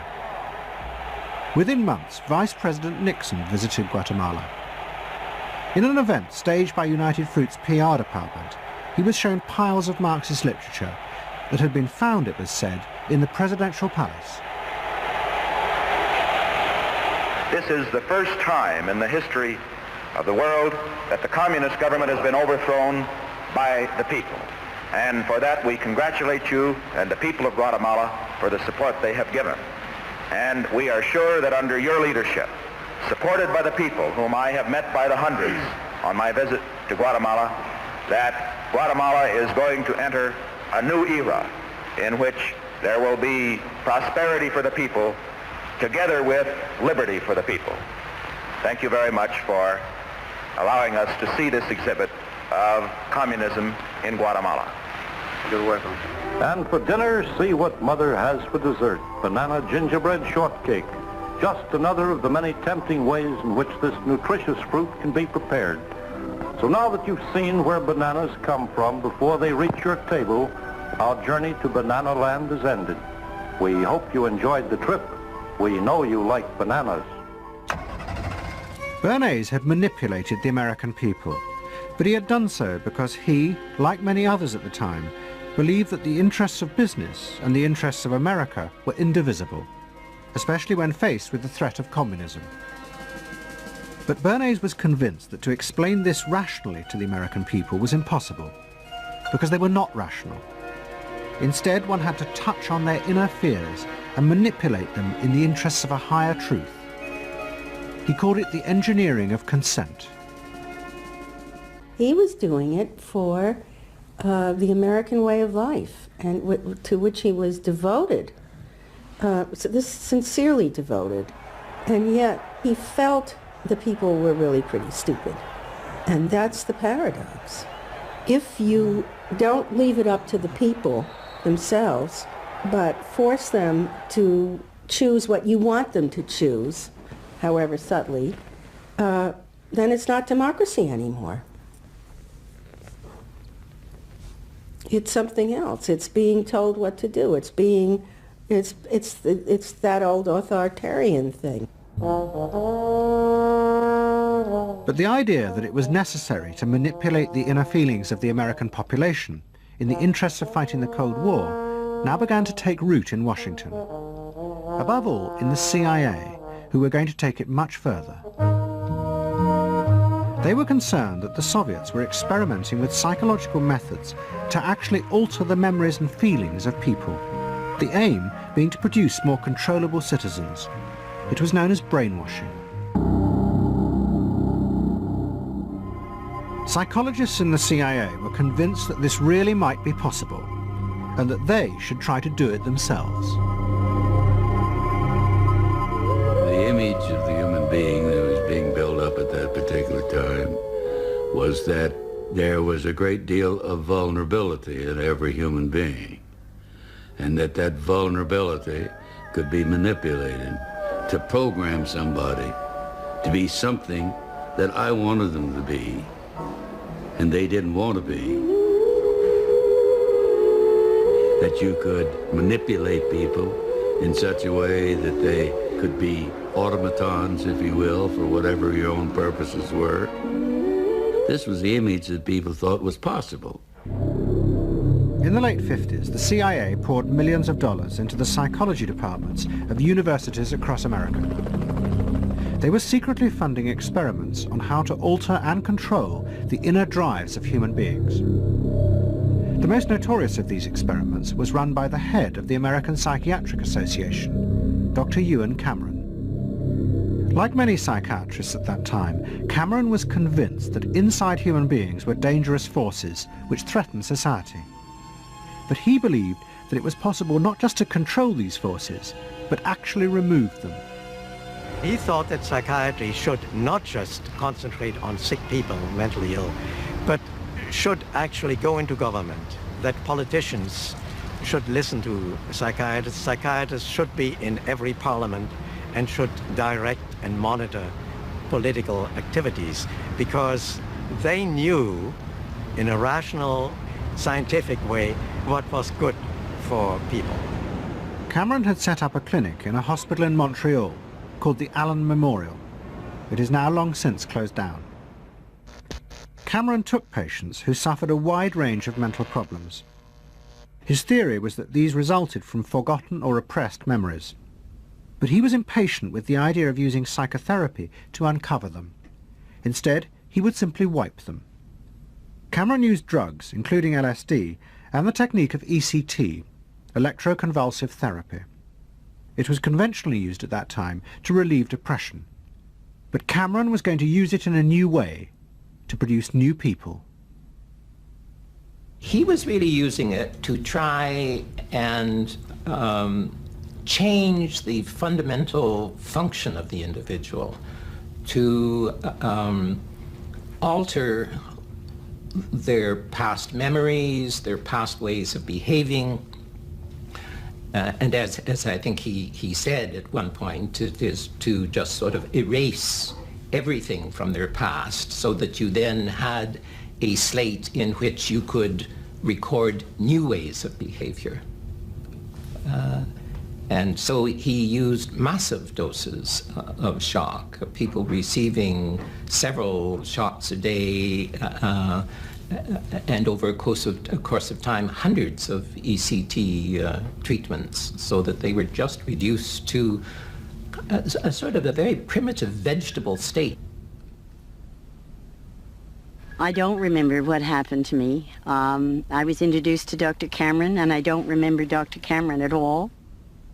I don't remember any of that. They shipped me up to what they called the sleep room, and they gave me all of these electroconvulsive shock treatments and megadoses of drugs and LSD and all of that, and I have no memory of any of that. Nothing of that time of the Allen Memorial or any of my life previous to that, all gone, wiped. And then having depatterned somebody or brought them down to where basically nothing but the essential functions of the body were going on in terms of breathing and things of this nature. Then he would begin to feed material into these individuals, positive material, such that the brain would be programmed in a positive way, so that the individual would be completely altered. Then he put these tapes under our pillows called psychic driving. He would then put back into this empty brain a program of whatever sort he decided upon, and the people like myself would wake up another person, I guess. In fact, Cameron's experiments were a complete disaster. All he managed to produce were dozens of individuals with memory loss, and the ability to repeat the phrase, "I am at ease with myself." And it was not an isolated case. Almost all the experiments the CIA funded were equally unsuccessful. Despite their ambitions, American psychologists were beginning to find out how difficult it was to understand and control the inner workings of the human mind. We had been really chasing a phantom, if you will, an illusion. that the human mind was more capable of manipulation from the outside by outside factors than it is. We found out that the human being is an extremely complex thing. There were no simple solutions. But you've just got to bear in mind that these were very strange times. The psychoanalysts had come to power in America because of their theory that they knew how to control the dangerous forces inside human beings. But now the psychoanalysts were about to face a high-profile failure that would lead people to begin questioning the very basis of their ideas. It began in Hollywood. The film industry had become fascinated by psychoanalysis, and Anna Freud was a powerful influence on dozens of analysts in Los Angeles. They treated film stars, directors, and studio bosses. Anna Freud's closest friend was the most sought after of all, Ralph Greenson. And in 1960, the most famous star in the world turned to Greenson for help. Marilyn Monroe was suffering from despair and had become addicted to alcohol and drugs. Well, when I walked in to dinner, here was Marilyn Monroe. And I'd made a picture with her called All About Eve. This is dinner at Ralph Greenson's? Yes. And the only thing was that Ralph was trying to show her, Romy, I never called him Ralph in my life. Romy was trying to show her that the way a family life ought really to be. So we were walking the dog after us. I said, "What the hell are you doing here?" I said, "You never asked me to dinner." And he said, "You weren't that sick." And I said, "Oh, no." He said, "The point is just this child has no frame of reference. In other words, she doesn't know what the goal is."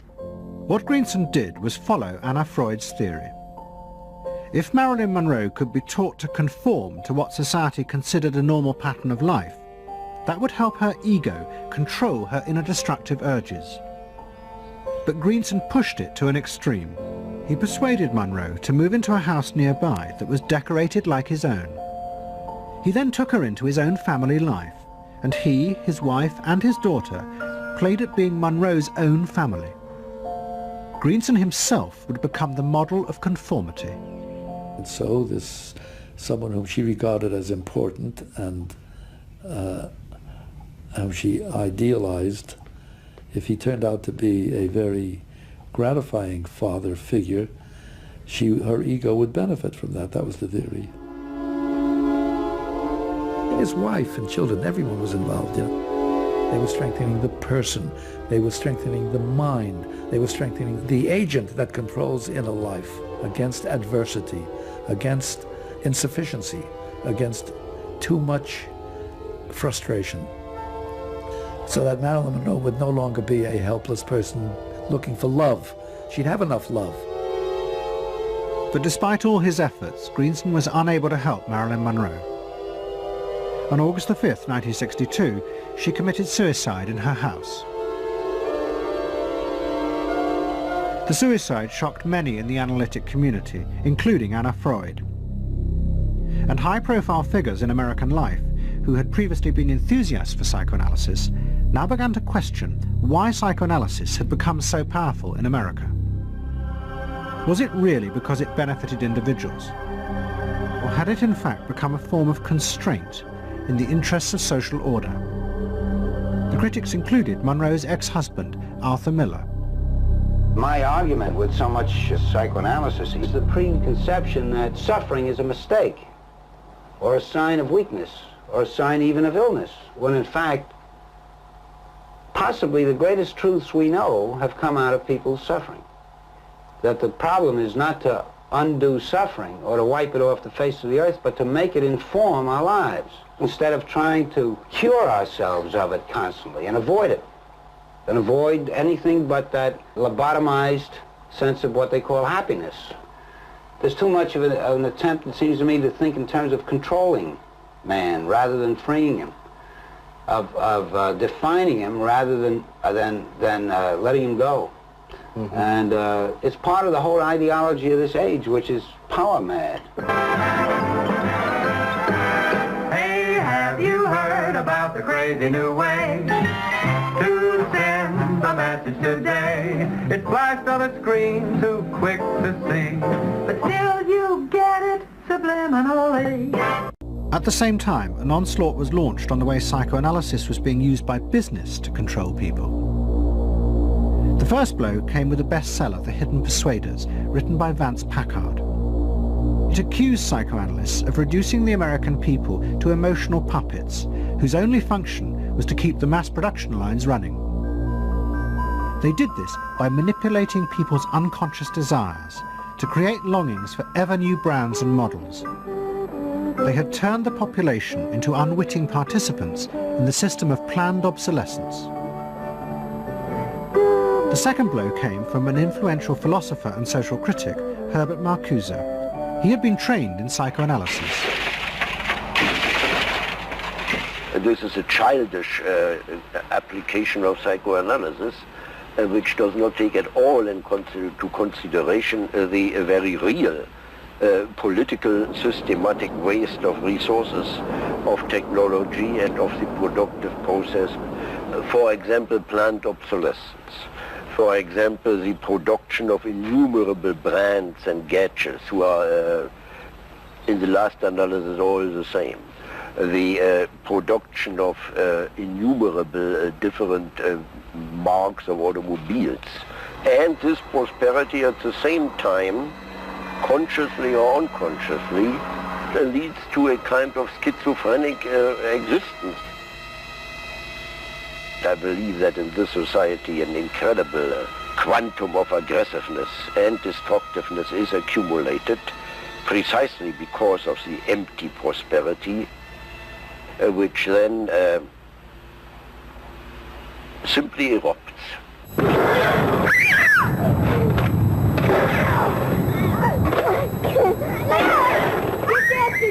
Marcuse's argument was not simply that psychoanalysis had been used for corrupt purposes, it was more fundamental. Marcuse said that the very idea that you needed to control people was wrong. Human beings did have inner emotional drives, but they were not inherently violent or evil. It was society that made these drives dangerous by repressing and distorting them. Anna Freud and her followers had increased that repression by trying to make people conform to society. In so doing, they made people more dangerous, not less. Marcuse challenged that social world, and he said that's a world that should not be adapted to. And in fact, what the individual was adapting to was corrupt and evil and corrupting. In other words, he switched the source of evil from inward conflict to the society itself. That the sickness of society lay at the societal level, not at the sickness of human beings in it. And if people did not challenge that, then they were in fact submitting to evil. Modern psychology has a word that is probably used more than any other word in psychology. It is the word maladjusted.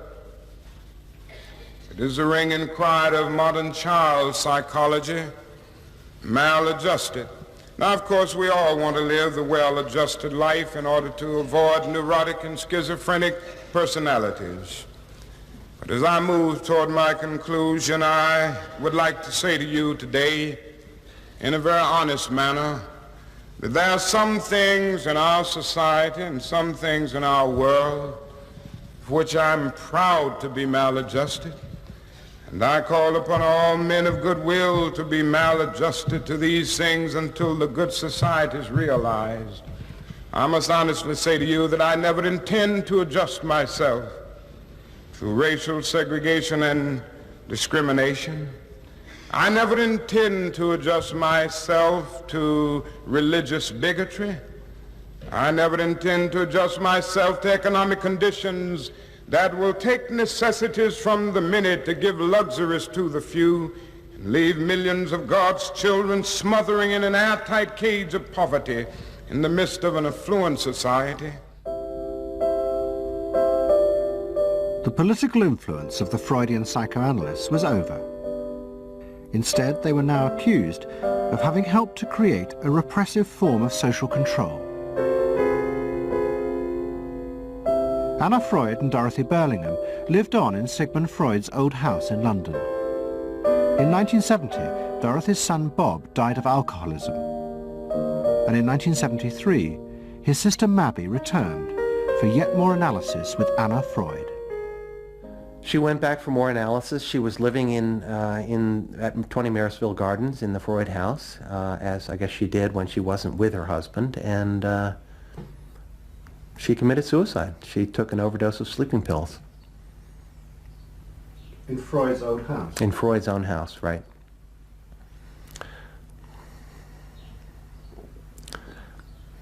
So, I mean, you know, the obvious, there are a lot of implications that one can draw from that, and I just think she happened to reach the end of the rope there. Although it would seem to be a very pointed act. Obviously suicide is a very politicized act, and to do it in Sigmund Freud's own house is certainly different from doing it in Riverdale back in New York.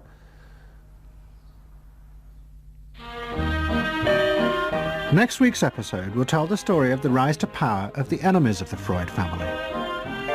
They believed that the way to build a better society was to let the self free. But what they didn't realize was that this idea of liberation would provide business and politics with yet another way to control the self, by feeding its infinite desires. You know not what it means to be blue. Someday you'll realize and pay for all those lies, then you'll know what it means to be blue.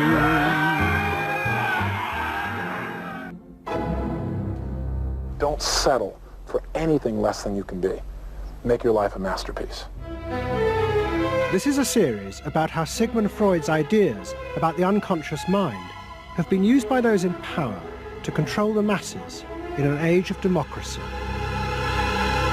Last week's episode showed how Freud's ideas spread throughout America in the 1950s. They were promoted by his daughter Anna and by Freud's nephew Edward Bernays, who invented public relations. He brought Freud's theories into the heart of advertising and marketing. A man like you, I mean, with a car like this. What they both believed was that underneath all human beings was a hidden, irrational self, which needed to be controlled, both for the good of individuals and the stability of society. But the Freuds were about to be toppled from power by opponents who said they were wrong about human nature. The inner self did not need to be repressed and controlled. It should be encouraged to express itself.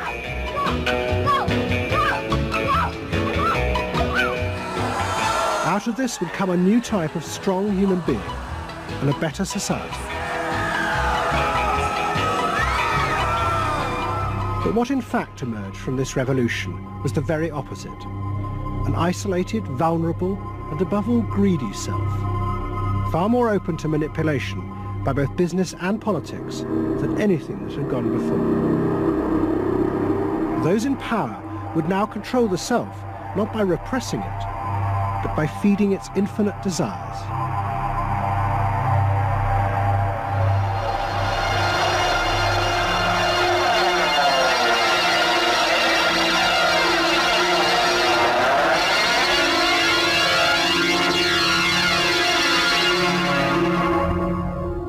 What goes on here is the liberation of feeling.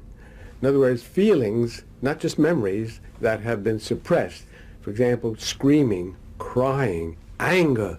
You get a person who's really angry, and they're going to let it out. No! No! I could kill you!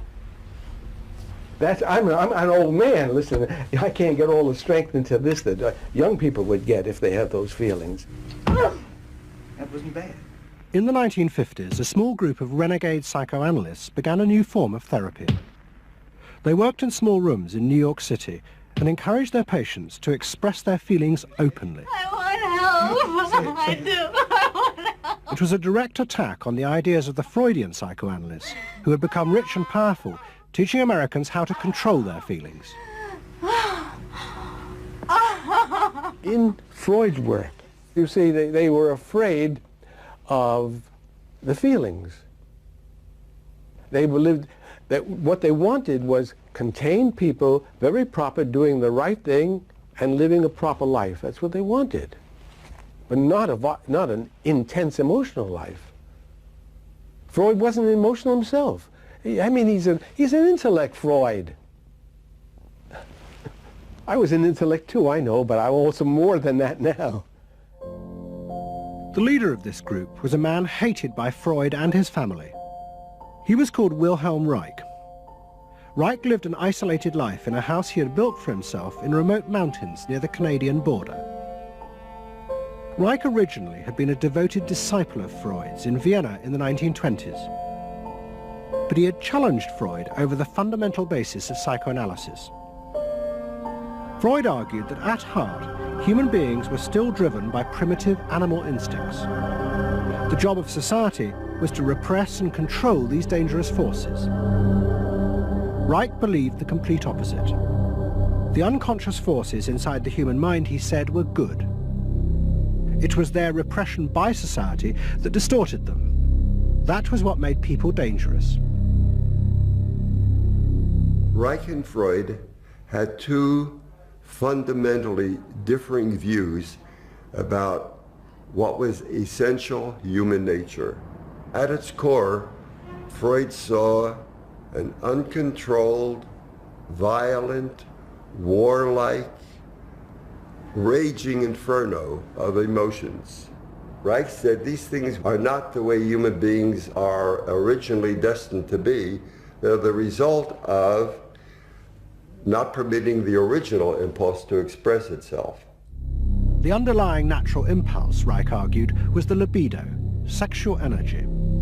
If this were released, then human beings would flourish. But this idea brought him into direct conflict not only with Sigmund Freud, but Freud's daughter Anna, who believed that the sexual forces in humans were dangerous if not controlled. My father thought that you should liberate the libido and have freedom. And he developed a theory rather early that neuroses were due to lack of good orgasm, or any orgasm. And that was, Anna Freud, you know, was a virgin. I mean, this is very important because she never had a sexual relation with a man. And here was this man preaching that the way to health was through orgasm. And here was this woman who had been analyzed by her father because she was masturbating. So here's this woman who's opposed to sexuality, really, and here's this man who's preaching sexual freedom.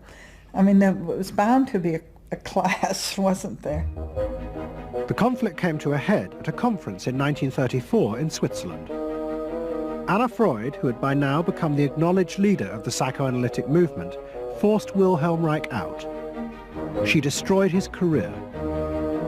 She got rid of him, very definitely. And I guess part of what I'm doing is getting rid of her. Explain.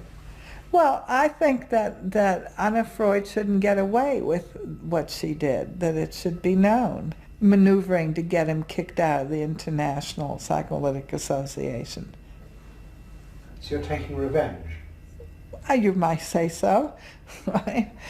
Or wronging a right? No, righting a wrong. You better cut that one out. Isn't that called a Freudian slip? Yes, it is.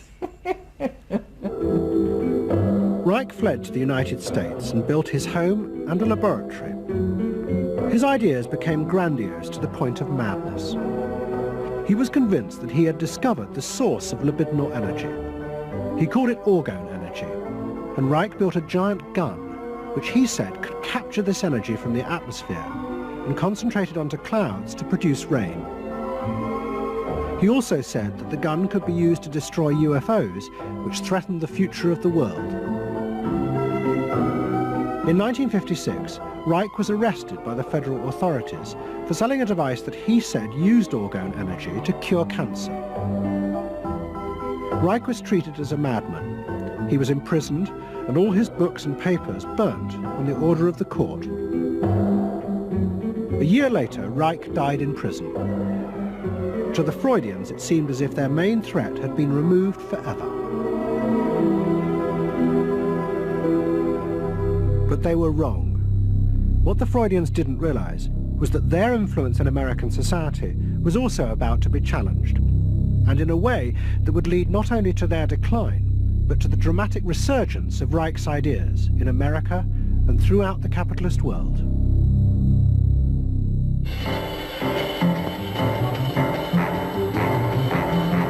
The consumer is king.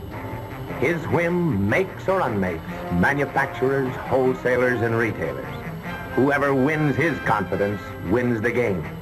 Whoever loses his confidence is lost.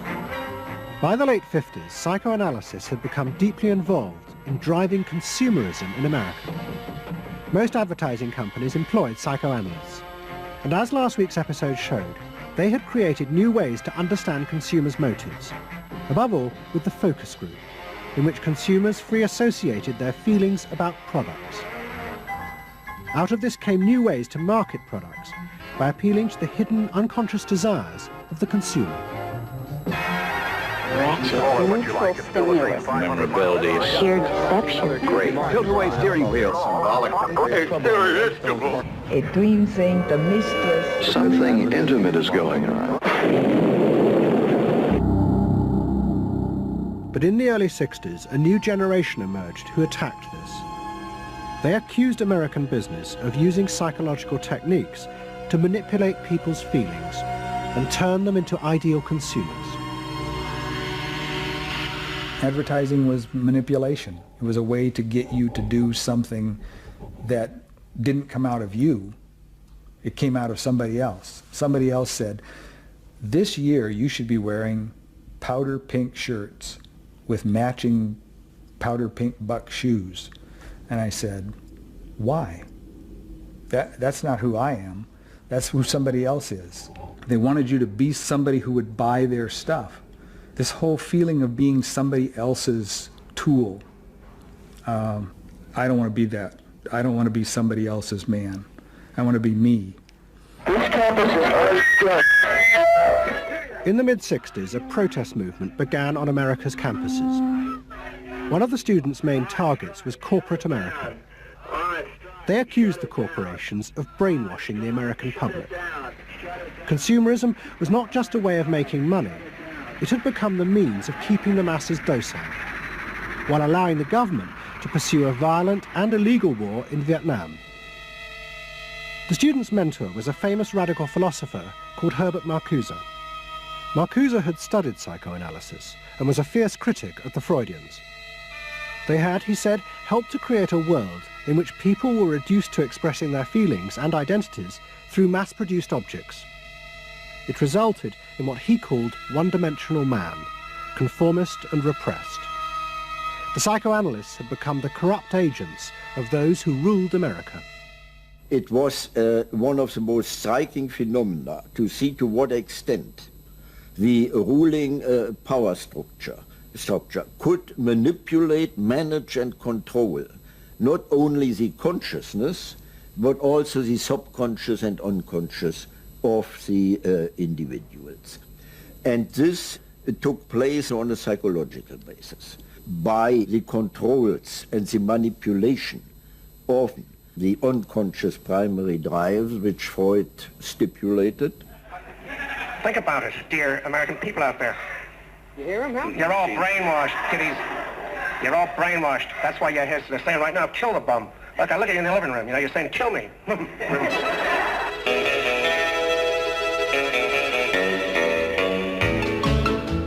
Following the logic of Marcuse's argument, the new student left set out to attack this system of social control.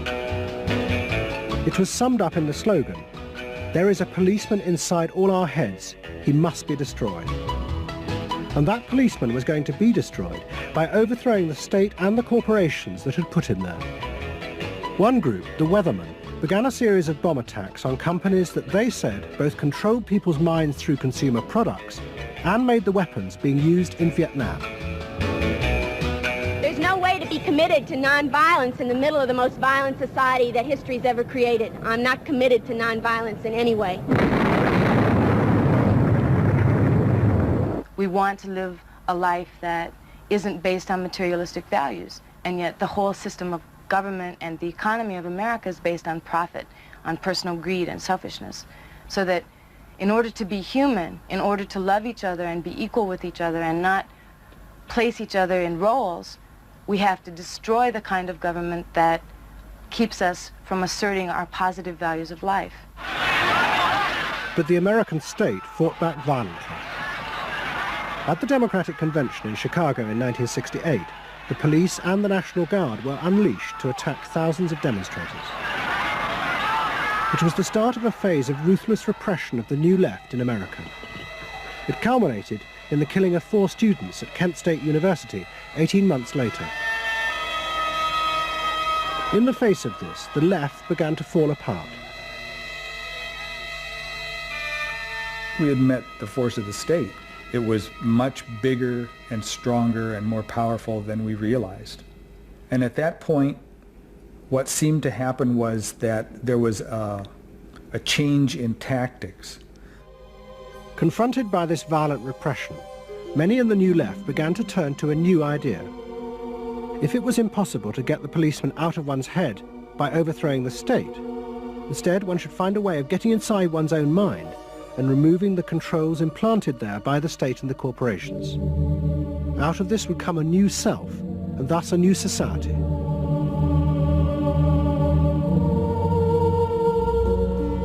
People who had been politically active were persuaded that if they could change themselves and be healthy individuals, and if a movement grew up just aimed at people changing themselves, then at some point all that positive change going on, well, you could say quantity would become quality, and there would be a sort of a spontaneous transformation of society.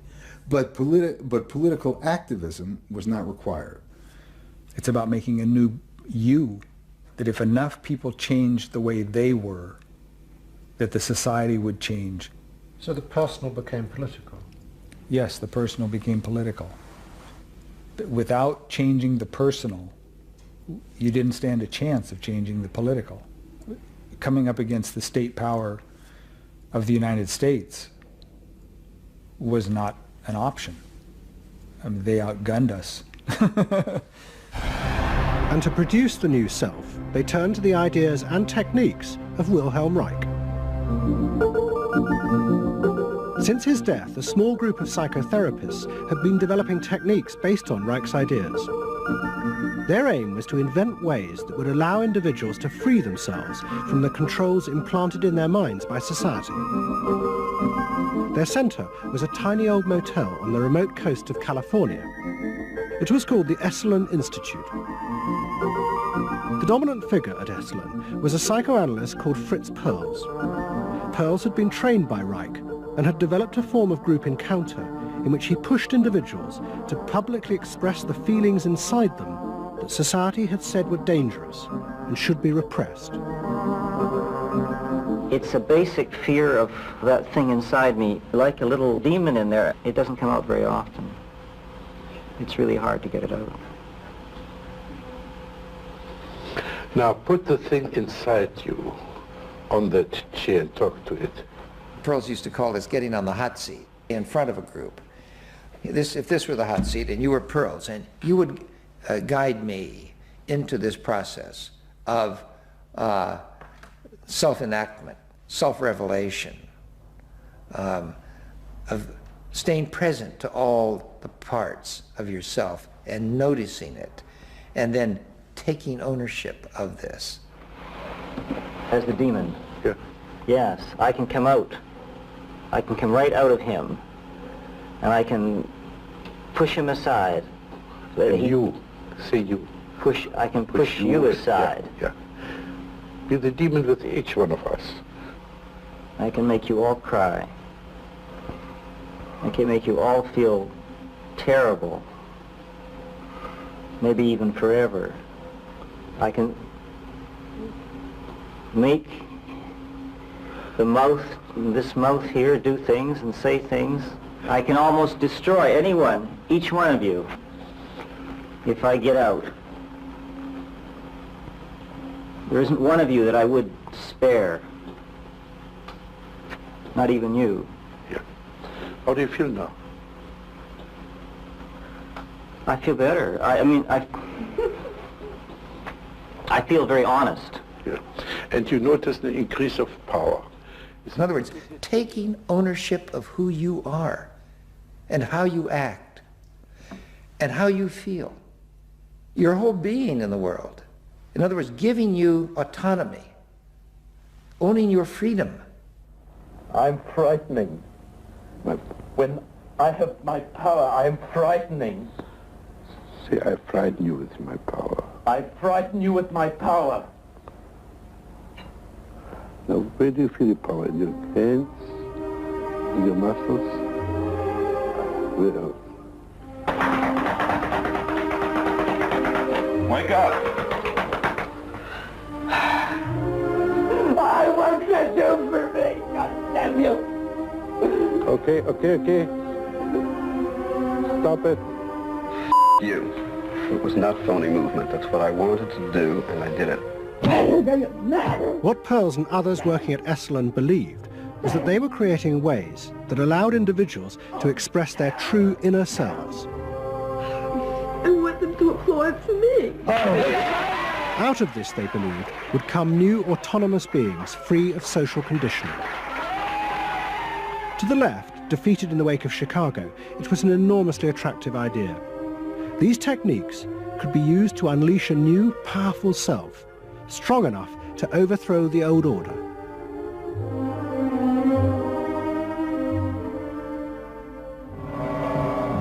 In the late 60s and early 70s, thousands flocked to Esalen. Only a few years before, it had been an obscure fringe institute. Now it became the center of a national movement for personal transformation, the human potential movement. So it became magnetic. People wanted to join this stream of exploration.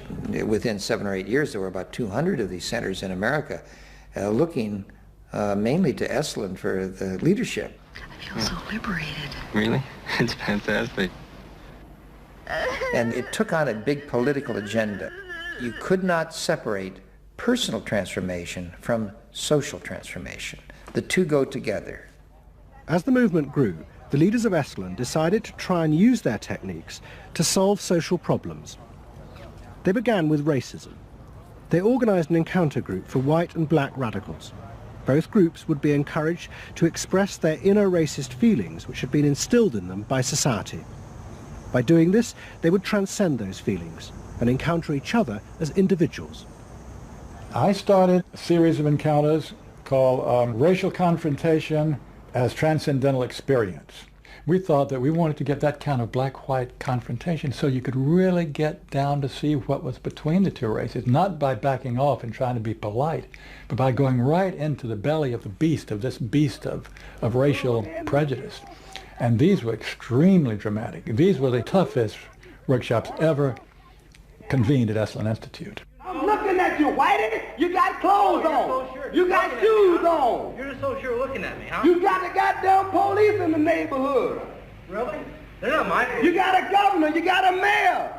Oh, really? You got the president. You got ambassadors. You can vote, too. You got debts in Vietnam. That's the benefits of slave labor. You got buildings, skyscrapers that you dominate and control economically and politically. And tell me that it's not yours. It's yours, too. Then the blacks all got together and attacked the whites. And they just let us have it. What they call it was peeping somebody. Peeping somebody means peeping into their secrets, into their phoniness and so forth. Like the white liberal. Oh, they really got onto the white liberal, you know. So don't give me no shit about I'm free. You're a goddamn liar, you white pink son of a bitch, you. Yeah, I want to know what you came down here for. You want a black buck, huh? Yeah. You looking for a stud? That's all. Huh? Well, what did you come here for? You're sitting there with your legs all gap wide open, showing your drawers. Now, what'd you come here for? The black-white encounter groups were a disaster. The black radicals saw it as an insidious attempt to destroy their power. By trying to turn them into liberated individuals, Esalen was removing the one thing that gave them power and confidence in their struggle against racism, their collective identity as blacks. For my reason. For your reason. Now dig this. Your reason for being here is different from my reason. So the human potential movement turned to another social group who they believed would benefit from personal transformation. Nuns. And this time they were more successful. The Convent of the Immaculate Heart in Los Angeles was one of the largest seminaries in America. A group of radical psychotherapists approached the convent. They wanted to try out their techniques for personal liberation on individuals whose identities were defined by a series of external rules which they had deeply internalized. The convent, anxious to appear modern, agreed to the experiment. And we did weekend encounter workshops for several hundred Immaculate Heart nuns. Nuns who were reserved, and they tended to be more reserved than other normal people, were told, don't be so reserved, let it all out. You're a good person. You can afford to be who you really are. You don't need to play the role of a nun. You don't need to keep downcast eyes. And prudence is an oversold virtue. You're trying to assert yourself, trying to find out who you are, who you're becoming. At the same time, you're trying to live a life of dedication, of service, and you're trying to make all these things fit into who you are, and you're just, you know, it's such a turmoil at times that you just blow a gasket and do silly, crazy things, you know. Running around the orchard and stealing oranges and taking Cokes out of the refrigerator and crazy things. I felt like I was being a hypocrite, and I wanted people to respect me for what I was, not for what I was wearing. And so I'm glad for the change. You feel frightened, but you'll go on. Oh yeah, I'm scared to death, but it's worth it. The experiment began to transform the convent. The nuns voted to discard their habits in favor of ordinary clothes. But the psychotherapists found they had awoken other forces. Solid. One of the things we unleashed was sexual energy. The kind of thing that the church had been very good at restraining was no longer to be restrained. One sister who was a member of the community, she got the idea that she could be freer than she had been before, and she seduced one of her classmates and then seduced the mistress of novices, who was an older woman, very reserved, and her program of freeing this older woman was sexual. She drove her to the store, and when they drove back and drove into the garage, she leaned over and gave her a big kiss on the lips, and thereafter sister, who had perhaps never been kissed before, was ready for more. The effect of the experiment on the convent was cataclysmic. Within a year, 300 nuns, more than half the convent, petitioned the Vatican to be released from their vows. And 6 months later, the convent closed its doors. All that was left was a small group of nuns, but they had become radical lesbian nuns. The rest gave up the religious life. They gave up being nuns? They did, yeah, they became persons. By the late 60s, the idea of self-exploration was spreading rapidly in America. Encounter groups became the center of what was seen as a radical alternative culture based on the development of the self, free of a corrupt capitalist culture. We just want the freedom to be ourselves, and that's for love, for experience, positive way of life. We don't say that you're wrong. We just want to be free to be what we want to be, or what we find ourselves to be, as we continue to search ourselves. And it was beginning to have a serious effect on corporate America, because these new selves were not behaving as predictable consumers. The life insurance industry in particular was concerned that fewer and fewer college students were buying life insurance when they left university. They asked Daniel Yankelovich, America's leading market researcher, to investigate. He had studied psychoanalysis. The life insurance business, more than any other business at the time, was built on the Protestant ethic. You only bought life insurance if you were a person who sacrificed for the future. If you lived in the present, you had no need for life insurance. So they had some sense that maybe the sort of core values of the Protestant ethic were being challenged by some of these new values that were beginning to appear. And I was really astonished at what I found. The conventional interpretation, the dominant interpretation, was that it had to do with political radicalism. But, you know, it was clear to us that that was a mask, a cover. The core of it had to do with self-expressiveness. That this preoccupation with the self and the inner self, that was what was so important to people. The ability to be self-expressive. Wow, what a feeling!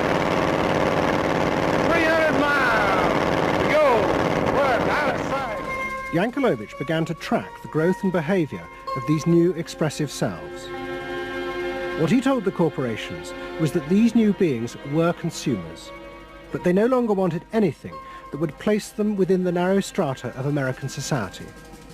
Instead, what they wanted were products that would express their individuality, their difference in a conformist world, the very things that US corporations did not make. Products have always had an emotional meaning. What was new was individuality. The idea that this product expresses me, and whether it was a small European car, the particular music system, Relaxation. your presentation of self, your clothing. For immediate energy from our muscles and relaxation. These become ways in which people can expend their money in order to say to the world who they are. But the manufacturers, they had no idea of what was going on, really, in the, with consumers and in the market at large. Major advertising companies set up what they called operating groups to try and work out how to appeal to these new individuals. The head of one agency sent a memo to all staff. We must conform, he told them, to the new non-conformists. We must listen to the music of Bobby Dylan and go to the theatre more. But the problem was, few of the self-expressive individuals would take part in focus groups. The advertisers were left to their own devices. There's a new cereal that tastes so right. Makes you dance, it's a way out of sight. It's tasty little squares of malted wheat.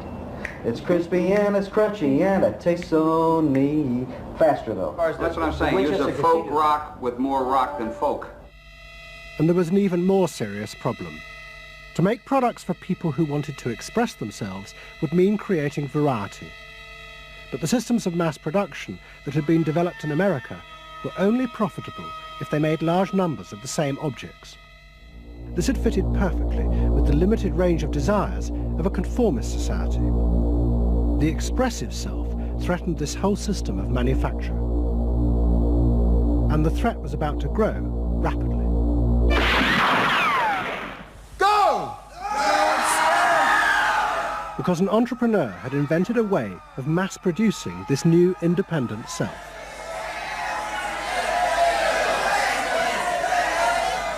He was called Werner Erhard. Some of the stuff that we traditionally think of as being in your mind is actually in the world, because you're moving to that too. Erhard had invented a system called EST, Erhard Seminar Training. Hundreds of people came for weekend sessions to be taught how to be themselves. And EST was soon copied by other groups, like Exegesis in Britain. Many of Erhard's techniques came from the human potential movement, but he criticised the movement for not having gone far enough. Their idea that there was a central core inside all human beings was, he said, just another limitation on human freedom. In reality, there was no fixed self, which meant that you could be anything that you wanted to be. The thesis of the human potential movement was that there was something really good down in there. And if you took these layers off, what you were going to wind up with was a kernel, a something that was innately self-expressive, that was the true self, that was going to be a wonderful thing. In actuality, you found people who'd gone to the last layer and took off the last layer and found that what was left was nothing. All right, push! Move! Do it! The S sessions were intense and often brutal. The participants signed contracts agreeing not to leave and to allow the trainers to do anything they thought necessary to break down their socially constructed identities. You're gonna get sandwiched in there. Push! Go for a win! If I push harder than you do, I'm gonna squash you. So you better push fast. Now, hard, do it! That's it, do it, again! Push, good, good, good! Again! Yes!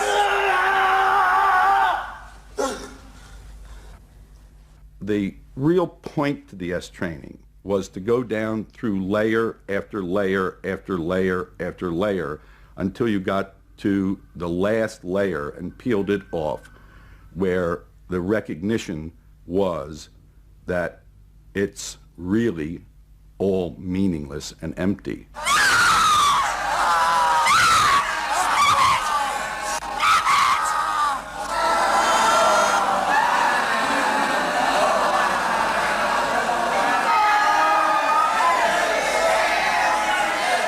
Now, that's existentialism's endpoint.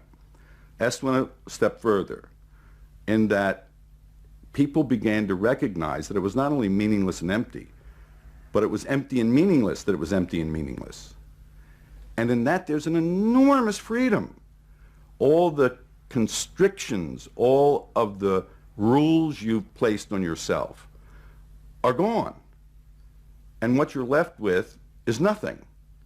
And nothing is an extraordinarily powerful place to stand, because it is only from nothing that you can create.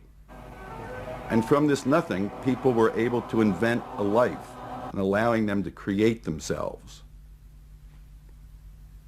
Invent themselves. Invent themselves. You can be what you want to be. I want you to start to make that sound, and on that sound, create and people the world the way you want to create it.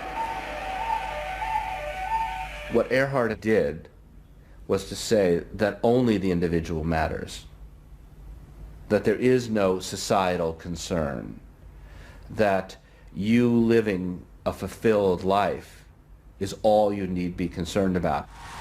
Est people came out of those trainings feeling that it wasn't selfish to think about yourself, it was your highest duty. So kiss me and smile for me. Tell me that you'll wait for me. Hold me like you'll never let me go. The training is 2 weekends, and it was quite an incredible experience in my life. I'll forever be grateful for the experience. I got a great deal out of it. We really want to know who we are. There are things going on. We learn more and more about ourselves all the time. And to really find out what it is that makes us tick and how we are discovering ourselves. Est became hugely successful. Singers, film stars, and hundreds of thousands of ordinary Americans underwent the training in the 1970s. But in the process, the political idea that had begun the movement for personal transformation began to disappear. The original vision had been that through discovering and expressing the self, a new culture would be born, one that would challenge the power of the state. We will not let them separate our culture from our politics. We are a people. We are all together. But what was now emerging was the idea that people could be happy simply within themselves, and that changing society was irrelevant. One of the proponents of this was Jerry Rubin. In 1968, Rubin, as leader of the Yippies, had led the march on Chicago, but now he had undergone S training. I was willing to die, and I had a martyr complex in a sense. I think we all did. And I've given up that ideal of sacrifice. And I'm not as overwhelmingly moved by injustice as I was. And now we reincarnated ourselves from within. Basically, the politics were lost and totally replaced by this lifestyle, and then the desire to become deeper and deeper into the self. by now a grandiose sense of the self. And my a good friend and one of the original Yippie founders, Jerry Rubin, definitely moved in that direction. And I think he was beginning to buy into the notion that he could be happy and fully self-developed on his own. Socialism in one person. Yes. Was he alone in that trajectory? Although that, of course, is capitalism. That's the whole joke. I think it's funny. I think it's funny because people spend so much of their life being bedeviled by their past and being locked into their past and being limited by their past. And there's an enormous freedom from that. Letting people create themselves.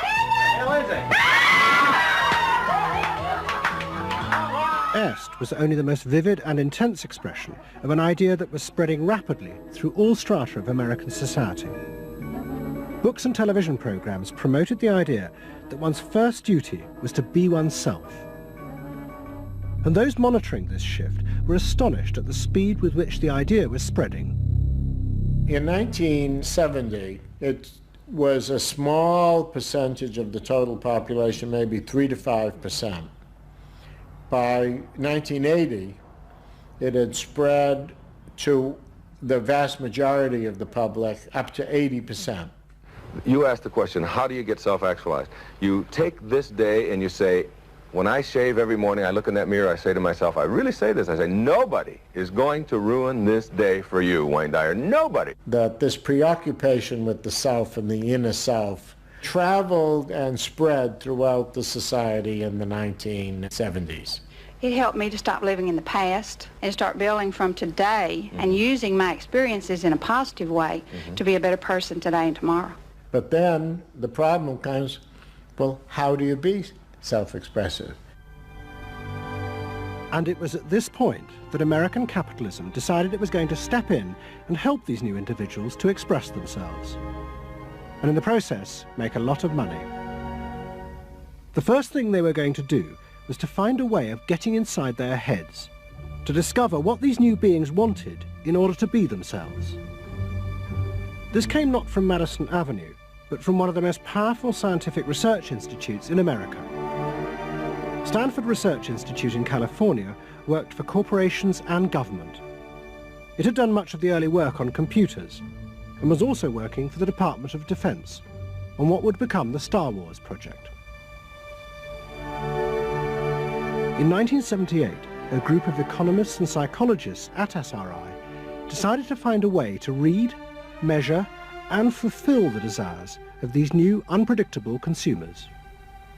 The idea was to create a rigorous tool for measuring a whole range of desires, wishes, values that prior to that time had been kind of overlooked. They say in business, you know, what gets measured gets done.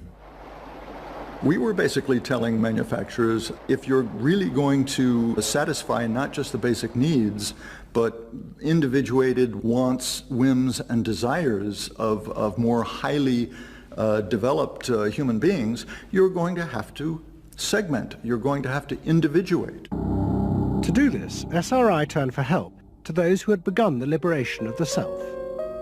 In particular, one of the leaders of the human potential movement, a psychologist called Abraham Maslow. Through observing the work at places like Esalen, Maslow had invented a new system of psychological types. He called it the hierarchy of needs, and it described the different emotional stages that people went through as they liberated their feelings. At the top was self-actualization. This was the point at which individuals became completely self-directed and free of society.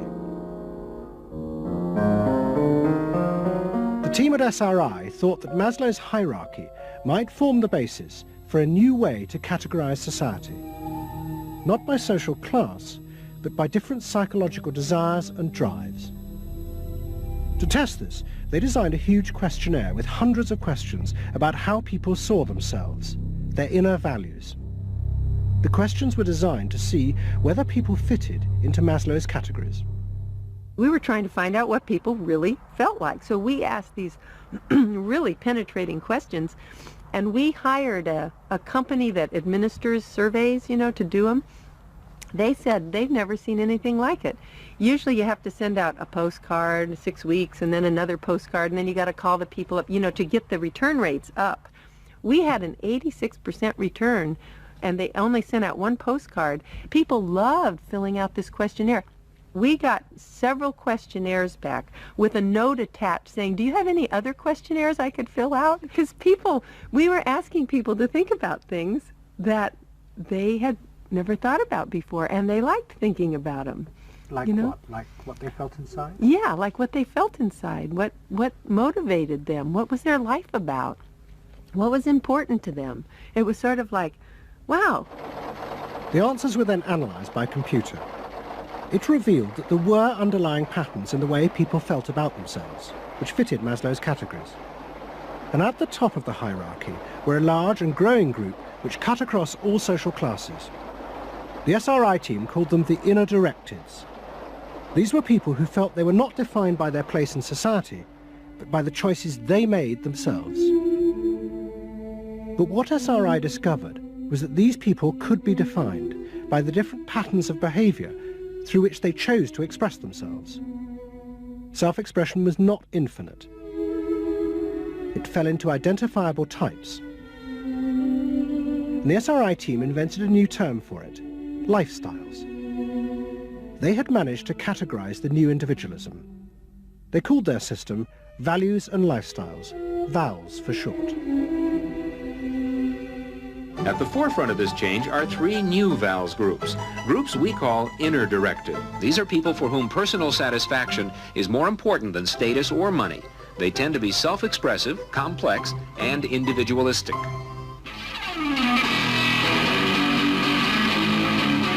Rob is an I am me. I am me's are searching for new values, breaking away from traditions and inventing their own standards. Rob even invented his own name, Rob Noxious. Jody is an experiential. This is a group seeking inner growth through direct experience. Experientials aren't in one place much. This is the try-anything-once crowd, and all that activity takes goods and services. Their hobbies are hands-on, and their possessions are simple, but not always simply priced. I'm a bookseller. I sell books. I'm a businessman. It doesn't necessarily mean that I believe in capitalism. It just happens to be what I'm doing now. SRI created a simplified questionnaire with just 30 key questions. Anyone who answered them could be immediately fitted into a dozen or so of these new groups. It allowed businesses to identify which groups were buying their products, and from that, how the goods could be marketed, so they became powerful emblems of those groups' inner values and lifestyles. It was the beginning of lifestyle marketing. So it allowed people not just to look at people as demographics, group of age and income and whatever, but to really understand the underlying motivations. I mean, most of marketing was looking at people's actions and trying to figure out what to do. But what we were doing is we were trying to look more into people's underlying values so that we could predict what is their lifestyle, what kind of house do they live in, what kind of car do they drive. So the corporations were then able to sell things to them by understanding them, by having labels, by knowing what these people look like, where they live, what their lifestyles are. If a new product expressed a particular group's values, it would be bought by them. This is what made the values and lifestyle system so powerful: its ability to predict what new products self-actualizers would choose. And this power was about to be demonstrated dramatically. VALS would show it could predict not just the products they would buy, but the politicians they were going to choose to elect. Ladies and gentlemen, the next President of the United States of America, Ronald Reagan! In 1980, Ronald Reagan ran for president. He and his advisors were convinced they could win on a program of a new individualism. It would be an attack on 50 years of government interference in people's lives. I wrote a speech about let the people make the basic decisions, get judges out of the way, get bureaucrats out of the way, get centralized government out of the way, I gave Reagan a choice of several titles for the speech, and the one he picked was "Let the People Rule." Let the people regain rule, regain control over their own destiny away from a remote elite in Washington. I would like to think that the kind of leadership that I would exercise in Washington is not the kind of leadership that I would pretend that I can solve all the problems I've been discussing here, but that together, you and I can. I would like to take the lead in taking government off the backs of the American people and turning you loose to do what I know you can do. It was radical. Moderate Republicans thought it was suicide. Jimmy Carter called it ridiculous. The press was extremely negative. But the odd thing is that it polled very well in New Hampshire, which was the first primary state, the state that we had to win. What was odd was that there seemed to be a strange mosaic of support for Reagan's policies. The traditional pollsters could see no coherent pattern across class, age or gender. But those who had designed the values and lifestyle system believed that they knew why. They were testing their system in both America and Britain, and they were convinced that both Reagan's and Mrs. Thatcher's message about individual freedom would appeal to the group at the top of their hierarchy, the inner directeds, because it fitted with the way they saw themselves. They were really concerned about being individuals, being individualistic. And so in the early stages, when we were looking at the messages that both Thatcher and then Reagan were putting across, we said they are using words that will really appeal to a lot of the younger people, and particularly to the people who are moving towards self-actualization. We call them the inner-directed people. A lot of our colleagues said, that's absolutely ridiculous, because inner-directeds are very socially aware, very socially concerned. They'll never vote Conservative, or they'll never vote for the Republicans. But we said, if Thatcher and Reagan continue to appeal to them in this way, they really will. And I vision leadership in taking government off your backs and turning you loose to do what you can do so well. Thank you very much. The idea that the new self-actualizing individuals would choose a politician from the right, not the left, seemed extraordinary. But to test their prediction, the Values and Lifestyles team did a survey of voting intentions, and they correlated it with their new psychological categories. When we said in our surveys, who are you going to vote for, sure enough, it was the inner-directeds who said that they would vote for Thatcher and for Reagan. And they made the difference in those elections because of their voting for Thatcher and Reagan. And it really surprised our colleagues, even within my own organisation. It really showed the power of this approach, because it's very difficult to identify inner-directeds on the street. These people who voted for Thatcher and Reagan, these inner-directeds, came from any walk of life. It's really hardly correlated with social class at all. I mean, if you just go along and look at age, sex, social class, you would never pick them up. But if you really go along with a questionnaire that gets at their values, then you can identify them very easily. And that was new? And that was completely new, yeah. At the beginning of 1981, Ronald Reagan was inaugurated as president. But he took charge of a country that was facing economic disaster. The terrible inflation of the 1970s had destroyed much of America's traditional heavy industries, and millions were unemployed. But true to his campaign promises, Reagan told the country he would not step in to help, as all previous governments had since the war. These United States are confronted with an economic affliction of great proportions. We suffer from the longest and one of the worst sustained inflations in our national history. Idle industries have cast workers into unemployment, human misery, and personal indignity. In this present crisis, government is not the solution to our problem. Government is the problem. But America's ailing economy was about to be rescued, not by government, but by the new groups that the market researchers had identified, the self-actualizing individuals. They were about to become the motor for what would be called the new economy. You can be what you want to be. So regarding V8, what do you really want? A tasty product that's good for me. What do you want that for?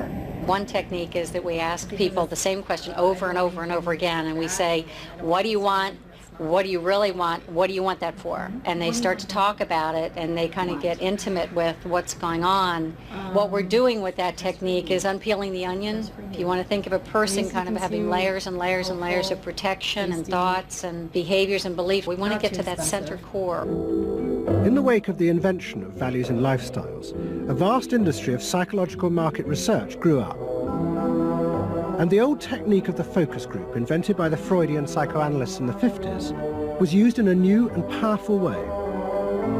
The original aim of the focus group had been to find ways to entice people to buy a limited range of mass-produced goods.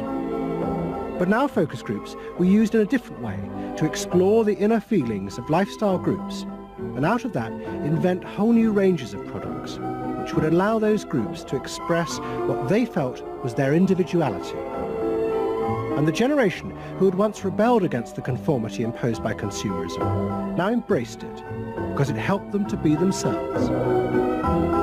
What capitalism managed to do that was brilliant was to actually create products that people like me would be interested in, that people like Jerry Rubin would be interested in. Capitalism developed a whole industry at developing products that evoked a larger sense of self, that seemed to agree with us that the self was infinite, that you could be anything you wanted to be, that took our philosophy and agreed with it, and then created products that supposedly helped you, aids, that helped you be this limitless self. The product sells you a way of life, a way of being. The product sells you values. You dress this way, you live in a house like this, you have furniture like this, you use this computer. Do you have the regular jeans or? Oh, Gloria Vanderbilt does a lot in denim, in silks, and in cotton. You eat in these restaurants, there are values there, hipness, coolness. This is not, I repeat, not a marketing scheme. So the notion that you could buy an identity replaced the original movement notion that you were perfectly free to create an identity. And you were perfectly free to change the world and make the world anything you wanted it to be. Well, what I wear is a statement. And this vast range of new desires fitted perfectly with changes in industrial production. Computers now allowed manufacturers to economically produce short runs of consumer goods. The old restrictions of mass production disappeared, as did the worry that had bedeviled corporate America ever since mass production had been invented, that they would produce too many goods. With the new self, consumer desire seemed to have no limit. In the United States, the concern of companies was always that supply would outstrip demand, that we were producing too much, and that there was not a market for it. You don't hear that kind of talk anymore, because you've gone from a conception of a market of limited needs, and if you fill them, they're filled, to a market of unlimited, ever-changing needs dominated by self-expressiveness. That products and services can satisfy in an endless variety of ways, and ways that change all the time. And consequently, economies have unlimited horizons. Out of this explosion of desire came what seemed a never-ending consumer boom that regenerated the American economy. The original idea had been that the liberation of the self would create new kinds of people, free of social constraint. That radical change had happened. But while the new beings felt liberated, they had become increasingly dependent for their identity on business. The corporations had realized that it was in their interests to encourage people to feel that they were unique individuals and then offer them ways to express that individuality. The world in which people felt they were rebelling against conformity was not a threat to business, but its greatest opportunity.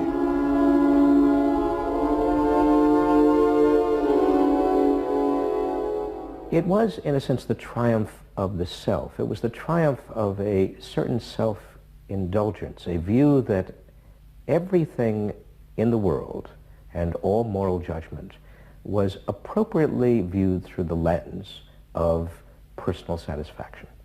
Indeed, the ultimate ending point of that logic is that there is no society. There is only a bunch of individual people making individual choices to promote their own individual well-being.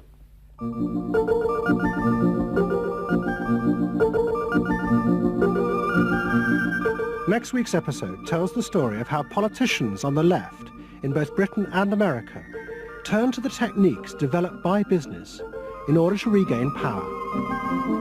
But what they didn't realize is that what had worked for business would undermine the very basis of their political beliefs. They would find themselves trapped by the greedy desires of the new self.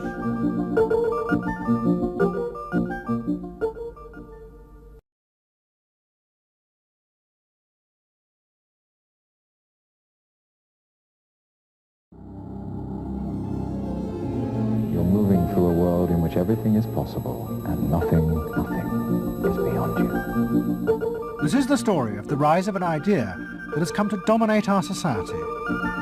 It is the belief that the satisfaction of individual feelings and desires is our highest priority. Today we're going to tell you how to get whatever you want. I wanted to live a different life that wasn't available to me in the image I was born. I'm here, look at me, notice me. Previous episodes have shown how this rise of the self was fostered and promoted by business. They had used the ideas of Sigmund Freud to develop techniques to read the inner desires of individuals and then fulfill them with products. This final episode is about how that idea took over politics. It tells the story of how politicians on the left, in both America and Britain, turned to these techniques to regain power. They believed that they were creating a new and better form of democracy, one that truly responded to the inner feelings of individuals. But what the politicians didn't realize was that the aim of those who had originally created these techniques had not been to liberate the people, but to develop a new way of controlling them in an age of mass democracy.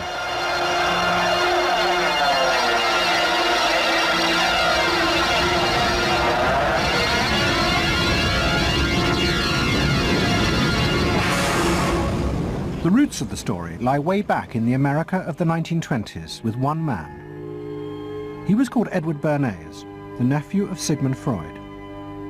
Bernays had been one of the inventors of the profession of public relations, and he was fascinated by his uncle's theory that human behavior was driven by unconscious sexual and aggressive drives. Many of Bernays' clients were large American corporations, and he was the first person to show them how they could sell many more products if they linked them through images and symbols to those unconscious desires that Freud had identified. The strategy he offered them was that people could now look at the goods that were emerging within this society and not merely view those goods as things that they needed in order to deal with some specific material want, but also as goods which would stroke and respond to deep emotional yearnings. You know, how this bar of soap or this bag of flour will make you a happier, more successful, more sexually appealing, less fearful person. Somebody to be admired rather than reviled. The powerful people in that world are those people who are capable of reading the public mind and giving the public what it wants in those terms. And Bernays was at the heart of it.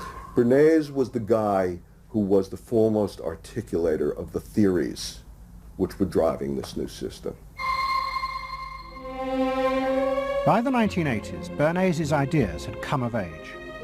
A vast industry had grown up in America devoted to reading the inner desires of consumers. At its heart was the technique of the focus group. Previous episodes have shown how the focus group was invented by psychoanalysts employed by US corporations. The aim was to allow consumers to express their inner feelings and needs, just as patients did in psychoanalysis. The information was then used to promote and design new products that would fulfill those desires.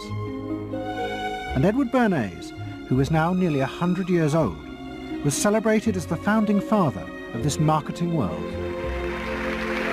Hi, Doctor. Good to see you. Come on up over here. There you go. Doctor, tell me again what the doctor is. What are we dealing with here? You're the father of public relations. What we're dealing with really is the concept that people will believe me more if you call me doctor. Oh, I see.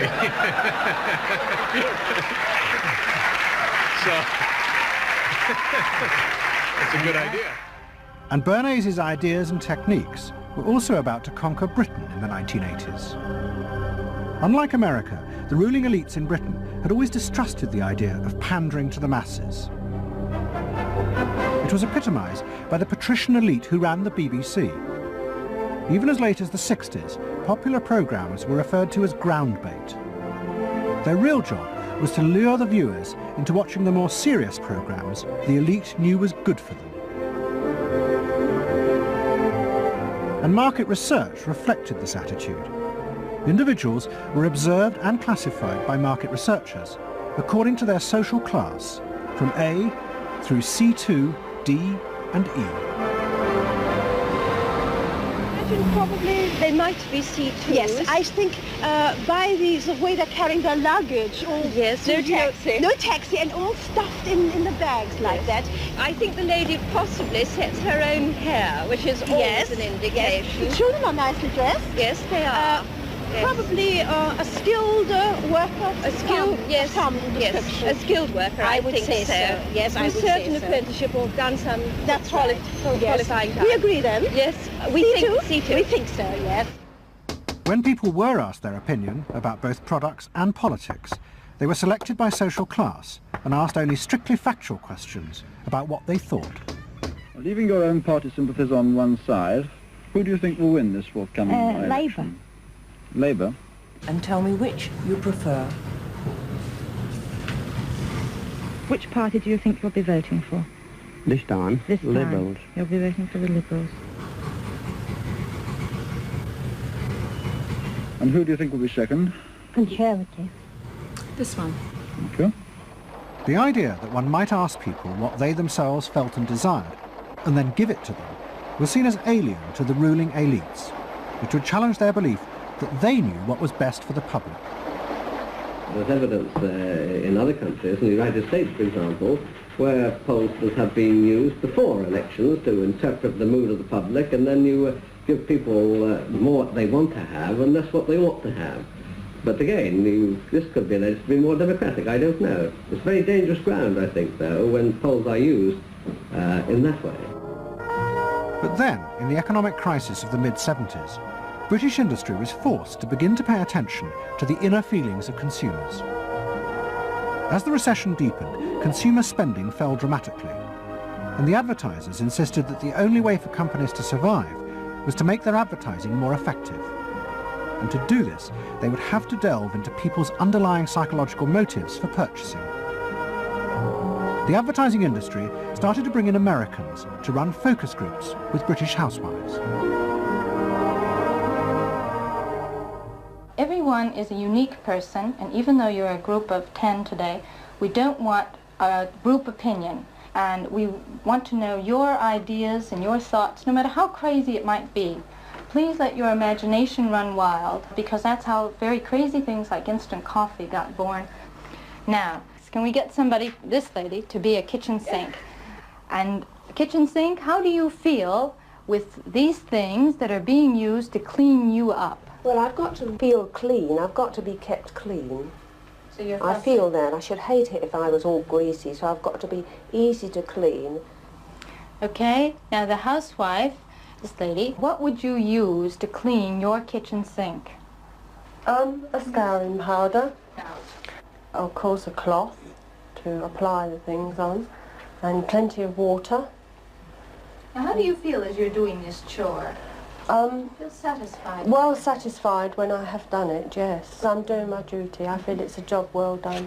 The consumers were encouraged to play at being products, from household cleaners to car seatbelts.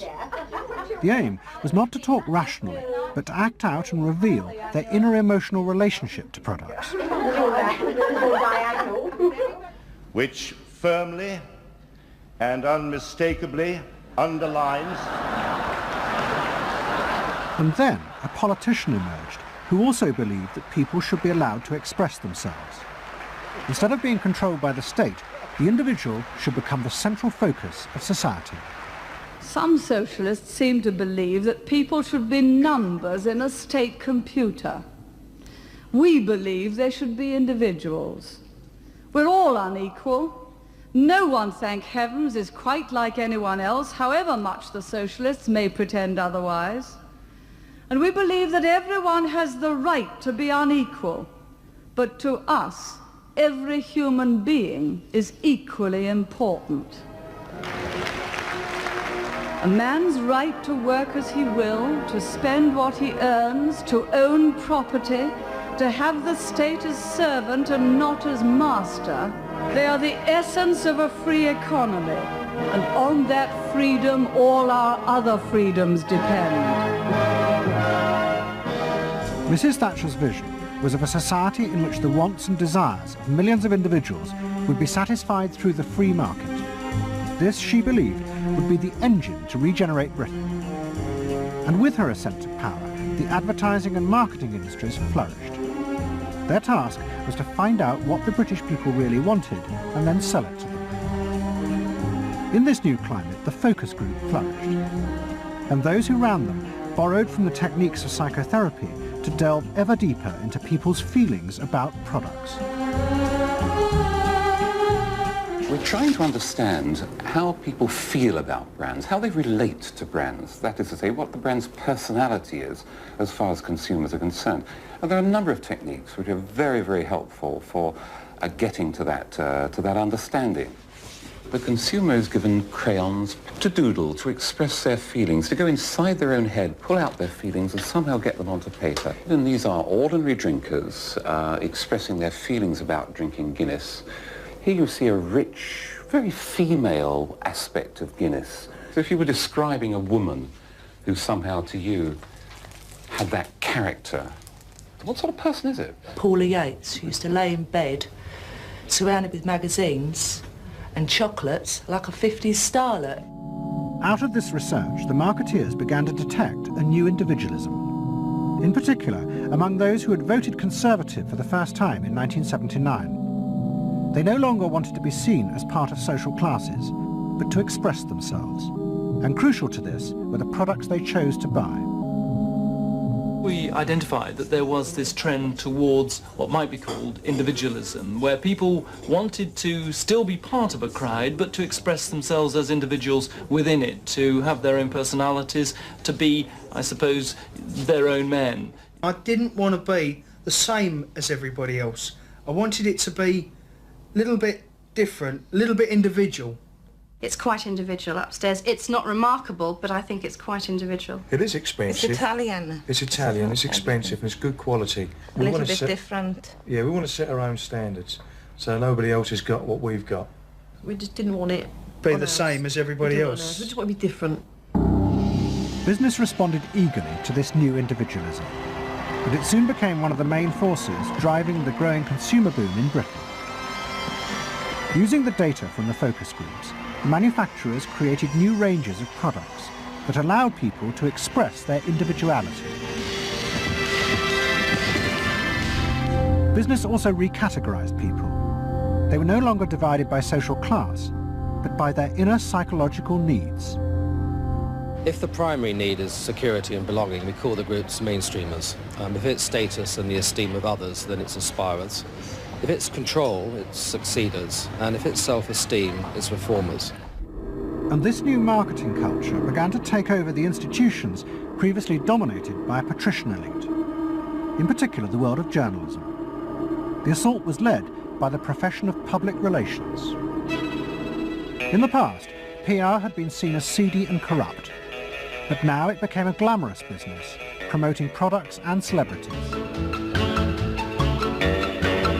And one of the rising stars was another member of the Freud family, Matthew Freud, the son of the Liberal MP Clement. What Freud and other PRs realised was that they could use their celebrities as levers to infiltrate advertising into the editorial content of newspapers. The newspapers were offered exclusive interviews with celebrities, but only if they also agreed to mention products made by Freud's corporate clients, in terms dictated by the company.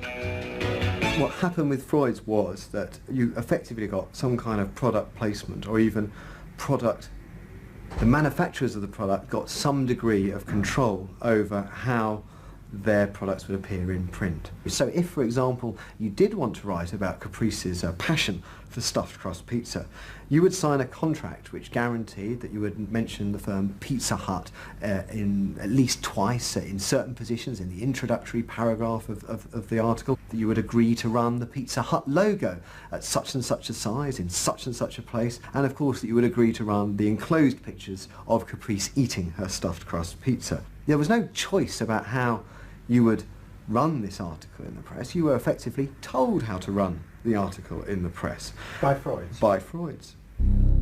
It's a rise of the corporate culture and the rise of business. To traditional journalists, this infiltration of advertising into the editorial pages was a corruption of their profession. But to Mrs. Thatcher's allies, like Rupert Murdoch, who owned The Sun and The Times, it was part of a democratic revolution against an arrogant elite who had too long ignored the feelings of the masses. They hate to see someone communicating with the masses. They feel that newspapers, the written word is not for the masses. That should be left to television, or perhaps to nobody. I'm very proud of The Sun, and The Sun was not represented tonight in your film. You just took page 3, which everyone seems so fascinated with. About page 1, page 2, every other page of the paper. It was a typical piece of slanting and elitism by the BBC, who, after all, in order to get viewers for this program, put on a very sexy episode of Star Trek, which I was watching out in the room there. Oh, I don't think they put it on to get us viewers. I think we just are lucky to follow. They try to carry viewers into these show programs. You know how it's done. By the late 80s, Mrs. Thatcher and her allies in advertising and the media had brought the desires of the individual to the centre of society. As last week's episode showed, it was the same transformation that President Reagan had brought about in America. Both politicians had encouraged business to take over from government the role of fulfilling the needs of the people. In the process, consumers were encouraged to see the satisfaction of their desires as the overriding priority. To Thatcher and Reagan, this was a new and better form of democracy. But to their opponents in the parties of the left, they had summoned up the most selfish and greedy aspects of human nature. Ronald Reagan and Margaret Thatcher both embraced an economic philosophy that says the unit of judgment was not only the individual, but it was the individual's personal satisfaction, the individual's own unique happiness and well-being. It was, in a sense, the triumph of regarding individuals as purely emotional beings who have needs and wants and desires that need to be satisfied and can be satisfied unconsciously. It goes way back to the early part of the 20th century, to Freud, to notions of the unconscious, the assumptions that we are, in terms of our rational minds, we're little corks bobbing around on this great sea of hopes and fears and desires of which we are only dimly aware, and that the role of a marketer, the role of somebody selling something, including a politician, is to appeal to this great swamp of desire, of unconscious desire. The left believed the opposite, that the way to create a better society was not to treat people as emotional, isolated individuals, but to persuade them to realize that they had common interests with others, to help them rise above their individual feelings and fears. Let me assert my firm belief that the only thing we have to fear is fear itself, nameless, unreasoning, unjustified terror, which paralyzes needed efforts to convert retreat into advance. This idea had flourished in America in the Depression of the 1930s. President Roosevelt, faced with the chaos caused by the Wall Street crash, encouraged Americans to join together in trades unions, to set up consumer groups, and to pay for a welfare system for those trapped in poverty. His aim was to create a collective awareness which would become a powerful weapon against the unfettered power of capitalism, which had caused the crisis. That idea had driven the Democratic Party for 50 years. But now, Roosevelt's inheritors railed vainly against the effects of the self-interest encouraged by President Reagan. There is despair, Mr. President, in the faces that you don't see. Maybe, Mr. President, if you stopped in at a shelter in Chicago and spoke to the homeless there. Maybe, Mr. President, if you asked a woman who had been denied the help she needed to feed her children because you said you needed the money for a tax break for a millionaire or for a missile we couldn't afford to use. The worst thing Ronald Reagan did was to make the denial of compassion respectable. He said, you've worked hard, you've made your money. You shouldn't have to feel guilty about refusing to throw it away on people who choose to be homeless and who choose not to work. That's what he said. He said it with an elegance and a kind of benign aspect that disguised its harshness. You think we can do anything about it? Well, why not? If we can work together now to look after the lives of the people here, I don't see why we couldn't work together afterwards to clear up the mess and help build a better world in which these things can't possibly happen. The qualities we've learned from comradeship and common suffering are not going to be wasted after this war. It's out of experience like ours that the new world will be built. That same idea of marshalling the collective force of the masses to challenge the entrenched power of wealth and business had also led the Labour Party to power in Britain after the war. But in the 80s, Labour, like the Democrats in America, lost election after election as millions who had once voted for them switched their allegiance to the Conservatives. There it is, going blue just about everywhere, sweeping the country. The rural parts of Britain now have gone blue. For they are the party of yesterday, and tomorrow is ours. In the face of this, a growing number within the Labour Party became convinced that if they were ever to regain power, Labour would have to come to terms with the new individualism. One of them was an advertising executive called Philip Gould, who had been a lifelong Labour supporter. Gould believed that Labour's leadership had become corrupted by the same patrician arrogance that dominated all Britain's institutions. They denigrated and disapproved of the new aspirations of working-class voters. Labour stopped listening to these people. And I remember the best example of this was after the election of 1983, which was the election above all, where the people's voices just were not heard. And I had dinner with a leading Labour Party figure who'd been involved in the defeat, heavily involved in the defeat, and his wife said, God, these working class people, they just, we give them education, we give them chances in life. What do? They read the Sun and they just don't vote for us. And there was such a gap between these people just trying to make lives for themselves, better lives for themselves, and the kind of elitism of the Labour Party that was just such a chasm that had to be filled. Gould became part of a small group of modernisers centred around Peter Mandelson. Their aim was to reconnect Labour with the lost voters. To do this, Gould turned to the technique he knew well from his work in advertising, the focus group. Gould commissioned focus groups in suburban areas across the country with small groups of voters who had switched to Mrs. Thatcher. People were encouraged not to talk rationally about policies, but to express their underlying feelings. And what Gould discovered was a fundamental shift in people's relationship to politics. They no longer saw themselves as part of any group, but as individuals who could demand things from politicians in return for paying taxes, just as business had taught them to do as consumers. And I found that the people had become consumers. People now wanted to have, you know, politics and life on their own terms. I mean, not just in politics, but in all aspects of life too. People see themselves as they are, as autonomous, powerful individuals who are entitled to be respected, who are entitled to have the best, not just in, you know, going to Tesco's or wherever, but the best in terms of health and in education too. All this was about getting the Labour Party to understand the people really, really, really had changed, and the Labour Party had not, and unless the Labour Party changed, it would not win. Philip Gould now set out to try and persuade the Labour Party that they would have to make concessions to what he called the new aspirational classes. But he was going to face implacable opposition. In the run-up to the 1992 election, Gould argued that the only way to win was for Labour to promise not to put up taxes. But the Shadow Chancellor, John Smith, angrily refused. Labour would stick to its fundamental policies. They would fight the election with the promise of tax increases to create a fairer society.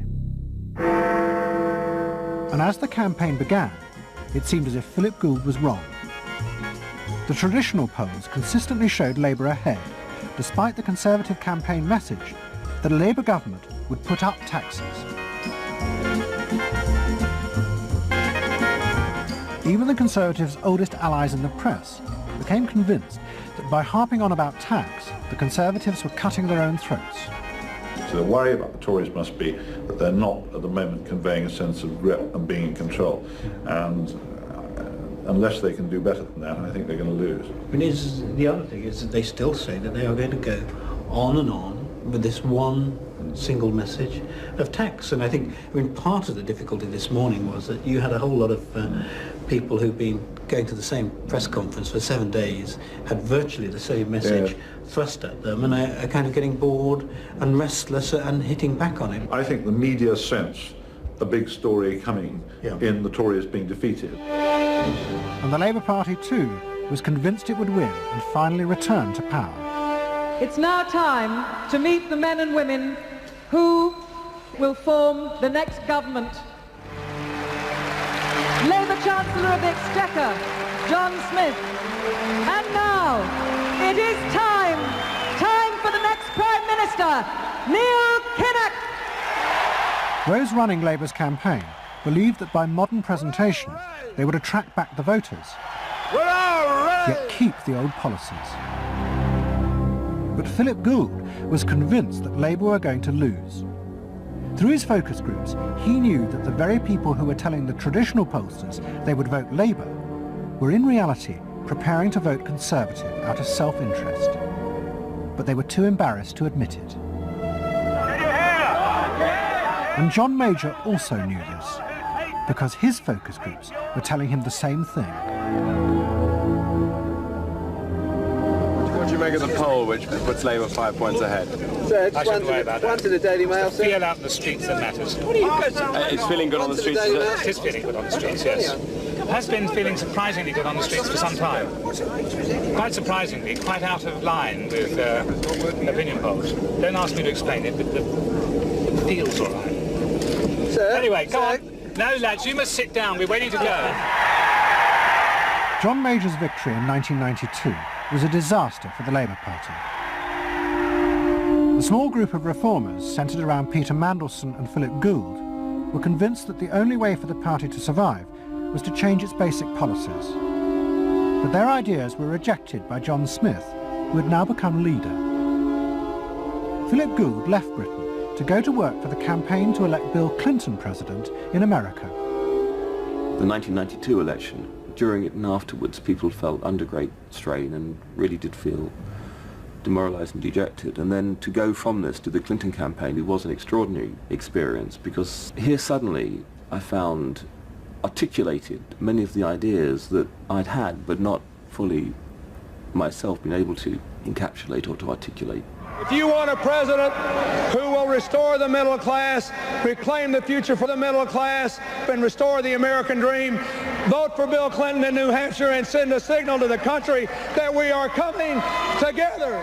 What Gould discovered was that, like the Labour Party, the Democrats had also been doing focus groups with swing voters. The difference was that Bill Clinton had decided to tailor his policies to fit with these voters' desires. Above all, with their ferocious belief that they should only pay tax for things that benefited them, not for the welfare of others. I have no idea what percentage of my tax dollars go to welfare, but even if it's a minuscule percentage, even if it's a quarter of a percent, it's still too much for the people that are receiving these benefits that are basically non-productive. The Clinton team decided that to win, they had to promise tax cuts for these suburban voters. And they also used the focus groups throughout the campaign to check every appearance, speech and policy with them for their approval.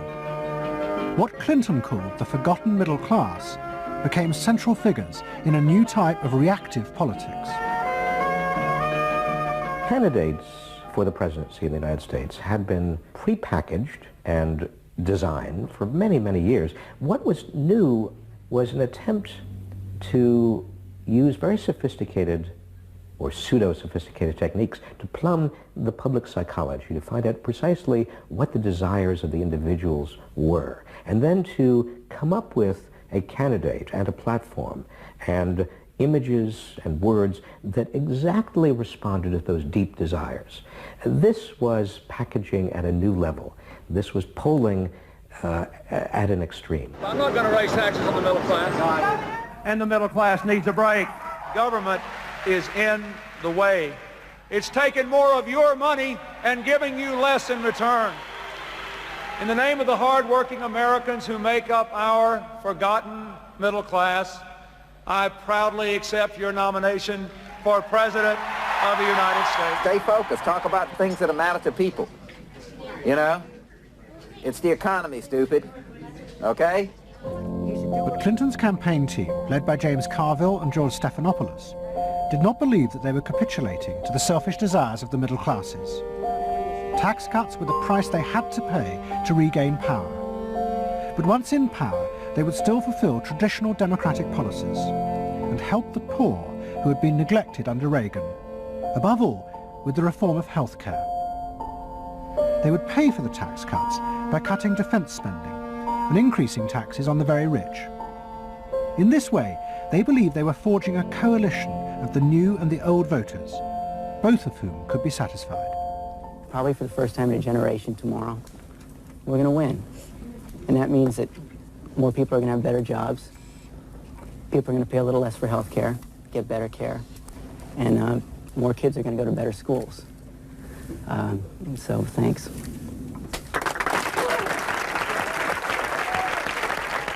But the Democrats' optimism was to be short-lived.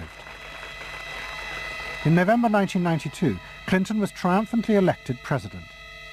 But within weeks, his administration discovered that the budget deficit was far greater than they had anticipated. At a meeting in the White House in January 1993, the head of the Federal Reserve told them that the deficit was nearly $300 billion. There was no way they could borrow any more without panicking the markets and causing a crisis. The only way to pay for the proposed tax cuts would be to cut government spending, not just on defence, but on welfare. Clinton was faced with a choice between the old politics and the new, and he chose the old. The tax cuts were dropped, and he tried to inspire the country with the old democratic ideal of government spending to help the poor and disadvantaged. Tonight I want to talk with you about what government can do, because I believe government must do more.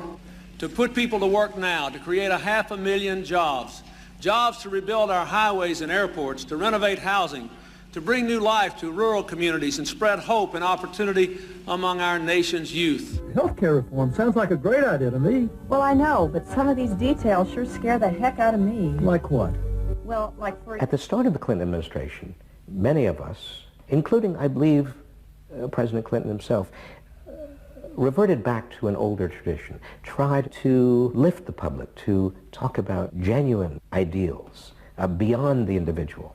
And that reform agenda being not only universal health care and child care and dealing with the widening inequalities in our society and homelessness, many things that many citizens, just particularly middle-income citizens, didn't want to deal with. But the suburban voters who had been promised tax cuts were not inspired by Bill Clinton's vision. They felt betrayed and wanted revenge. Their opportunity came in 1994 with the congressional elections. The Republicans, led by Newt Gingrich, promised huge tax cuts and to dismantle the welfare system.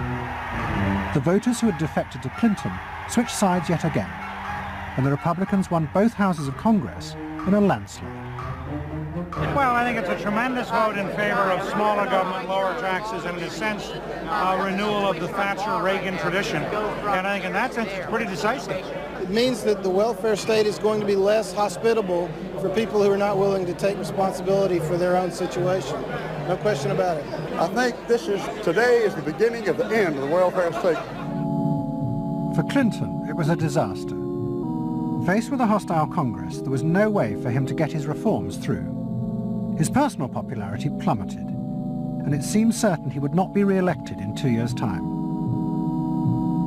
In desperation, and without telling his cabinet, Clinton turned for help to one of America's most ruthless political strategists, Dick Morris. What did he want you to do? Save his butt. Clinton was in serious trouble. He had lost the '94 election. He had lost control of Congress, and he hired me to come back and help save him. So he was basically asking me to perform roughly the same role as a life preserver would if you're drowning. What Morris told Clinton was that to win re-election, he would have to transform the very nature of politics. The crucial swing voters in the suburbs now thought and behaved like consumers. The only way to win them back was to forget all ideology and instead turn politics into a form of consumer business. Clinton must try to identify their personal desires and whims and then promise to fulfill them. If he followed those consumer rules, they would follow him. I said that I felt the most important thing for him to do was to bring to the political system the same consumer rules philosophy that the business community has. Because I think politics needs to be as responsive to the whims and the desires of the marketplace as business is. And it needs to be as sensitive to the bottom line, profits or votes, as a business is. I think that all of this involves really a changed view of the voters, so that instead of treating them as targets, you treat them as owners. Instead of treating them as something that you can manipulate, you treat them as something you need to learn from. And instead of feeling that you can stay in one place and you can manipulate the voters, you need to learn what they want and move yourself to accommodate it. To get inside the minds of the swing voters, Morris brought lifestyle marketing into politics for the first time. He went to one of America's most prominent market research firms called Penn & Shern and commissioned what they called a neuropersonality poll. It was a massive survey of hundreds of thousands of voters, but the only political questions it asked were to find out whether someone was a swing voter or not. All the other questions were intimate psychological ones, designed to see whether swing voters fell into identifiable psychological types. Well, we were asking people like, do you think you're the life of the party? Do you think when you see things that you like to have a list and organize them? Do you typically try to plan things ahead, or do you like to be more spontaneous? Where do you like to go? What sports do you like to play? What would you do with your spouse in a romantic weekend? So we were asking people some very personal questions about their own lives to try to see were the kinds of people that were likely to change their vote also possessing of certain kinds of personality traits. And in fact, they were. The neuropersonality poll allowed the Clinton team to segment swing voters into different lifestyle types. They were given names like pools and patios, or caps and gowns, who were urban intellectuals living in university towns. From this, the team could identify ways in which they could make individuals feel more secure in their chosen lifestyles, just as business had learned to do with products. Dick Morris called it small bore politics, tiny details of people's lives and personal anxieties which politics had never even thought about or noticed before, but which now had become the key to winning power. It was an America that focused on day-to-day practical concerns. Should I wear seatbelts? Should I stop smoking? Should I wear a school uniform? Is my neighborhood being protected? It was not so much a new individualism as the social order as we had known it had broken down. So we got into people's heads, understood their psychology, about lifestyle, about values, what they thought was important, what issues they wanted politicians, and particularly the president, to address. And these issues proved to be very, very different from what the conventional wisdom had suggested. As the election campaign began, Clinton revealed Morris's new approach to a shocked White House. All traditional policies were to be dropped. Instead, he would concentrate exclusively on policies that targeted the worries of the swing voters. V-chips would be fitted into televisions to prevent children from watching pornography. And mobile phones would be fitted into school buses to make parents feel more secure. Dick Morris also persuaded the president to spend his leisure time in the same way as particular groups of swing voters. He sent Clinton on a hunting holiday, dressed in exactly the Gore-Tex outfits a group called Big Sky Families liked. The aim was to reflect swing voters' lifestyles back to them. The Liberals in Clinton's cabinet hated this approach. And I would say, well, Dick, why have a campaign? This was the 1996 campaign. If all the president is going to do is offer up these little bite-sized miniature initiatives that appeal to people's desires, like consumers, buying soap, V-chips that you could put in your televisions so you could make sure that your children did not have pornography, and school uniforms. Why talk about them? They're so mundane and they're so tiny. And he would say back, if we don't do this, we may not get reelected. And I would say, what's the point of getting reelected if you have no mandate to do anything when you're reelected? And he'd say, what's the point of having a mandate if you can't get reelected? Isn't the ultimate goal getting reelected? But Morris's new politics were an extraordinary success. Clinton's ratings among the swing voters began to soar. And Dick Morris, along with the marketeer Mark Penn, took effective charge of making White House policy. Mark Penn set up a huge call center in an office block in Denver. And every night, hundreds of telephone operators called swing voters in suburbs across the country to check with them every detail of policies that Clinton was proposing. The policy was made by a group of people manning telephones in Denver, Colorado, placing calls to voters in places like Westchester and Pasadena, and asking them what they wanted from their government, and asking them very specifically about specific policies that Bill Clinton was considering. Would you be more likely to support him if he offered this particular government service, or if he offered that one? Those people told them what they thought. Mark Penn transmitted that to Bill Clinton, and it came out of his mouth. So essentially it was suburban voters in the 90s were creating American domestic policy, and some of its foreign policy as well. Really? Yeah, Mark Penn was polling on questions like whether we should bomb in Bosnia, things like that. Morris also insisted that Clinton make a symbolic sacrifice of the old politics to convince the swing voters to trust him. In August 1996, Clinton signed a bill which ended the system of guaranteed help for the poor and unemployed. Welfare would be cut back after 2 years in order to force people into work. The new system was called welfare to work and would, he said, be a hand up, not a handout. It was the effective end of the guaranteed welfare system created by President Roosevelt 60 years before.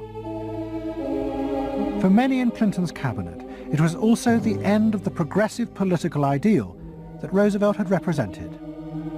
The belief that one used a position of leadership to persuade the voters to think and behave as social beings, not as self-interested individuals. Dick Morris and the pollsters had won. And by that I mean that the people who ultimately got to the president, shaped the president's mind, were those who viewed the voters as just a collection of individual desires that had to be catered to and pandered to. It suggests that democracy is nothing more, and should be nothing more, than pandering to these unthought about, very primitive desires. Primitive in the sense that they are not even necessarily conscious, just what people want in terms of satisfying themselves. And the same triumph of the politics of the self was about to happen in Britain too. In 1994, Tony Blair had become the leader of the Labour Party, and the reforming group centred around Peter Mandelson became all-powerful. Almost every night, Philip Gould ran focus groups with swing voters in the suburbs.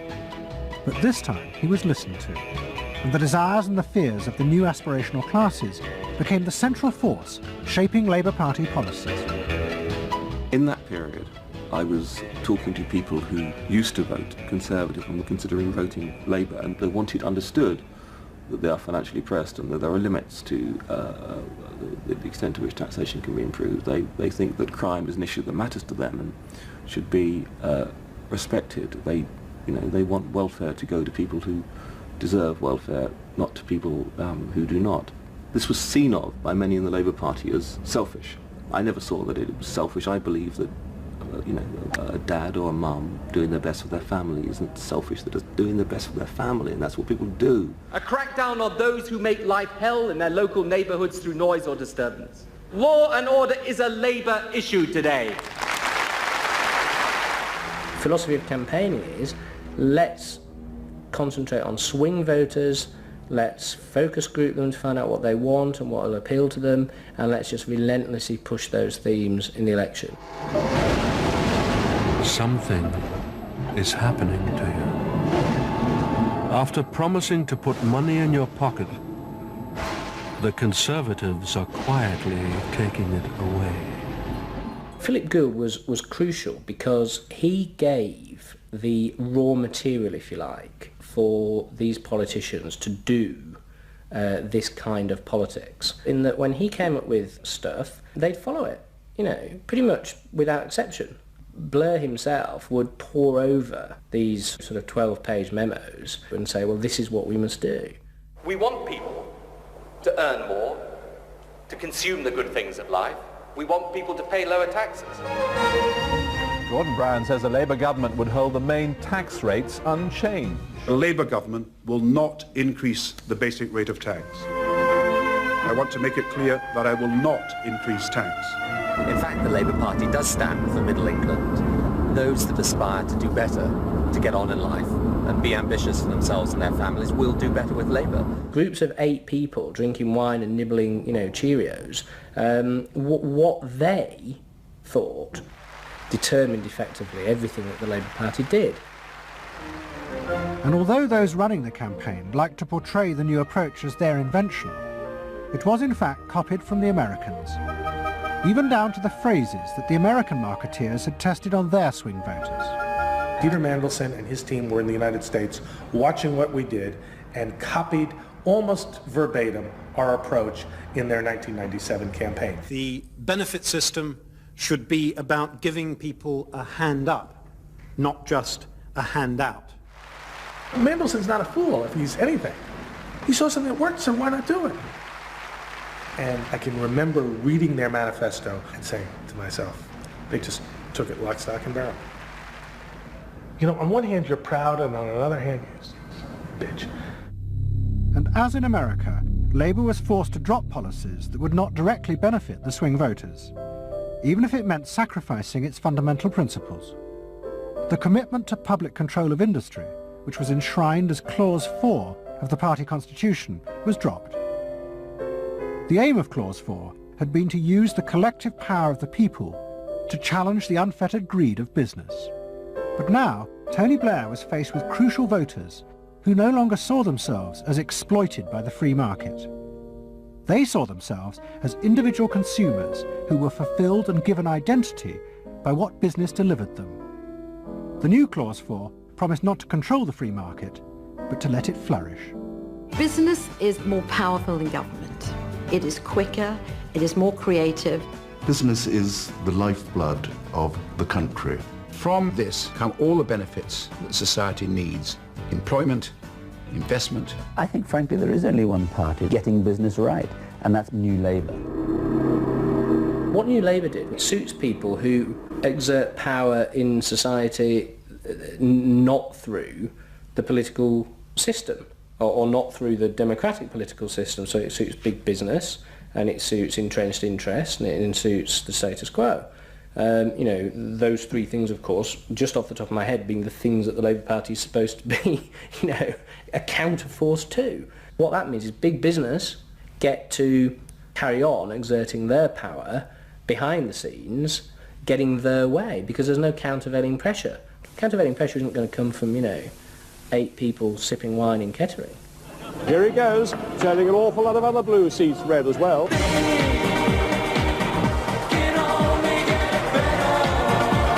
Very happy, very relieved, and very exhilarated. But those who masterminded Labour's victory in 1997 saw it as a triumphant vindication of a new form of democracy. By understanding and fulfilling people's inner desires through the focus group, they were giving power to individuals, not treating them as faceless groups who were told by politicians what was good for them. I don't see the focus group as some marketing tool. I see the focus group as a way of hearing what the people have to say. And I see the focus group as a way to a new form of politics. What the people give, the people can take away. We are the servants, they are the masters now. 1997 was, I think, fundamentally important in that, because I think it is the end of the elitist politics that's dominated Britain for so much of the last 100 years.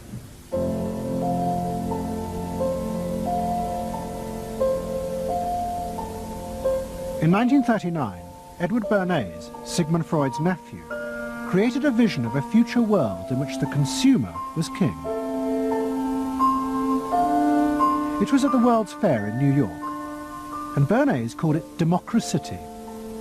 It was one of the earliest and most dramatic portrayals of a consumerist democracy, a society in which the needs and desires of individuals were read and fulfilled by business and the free market.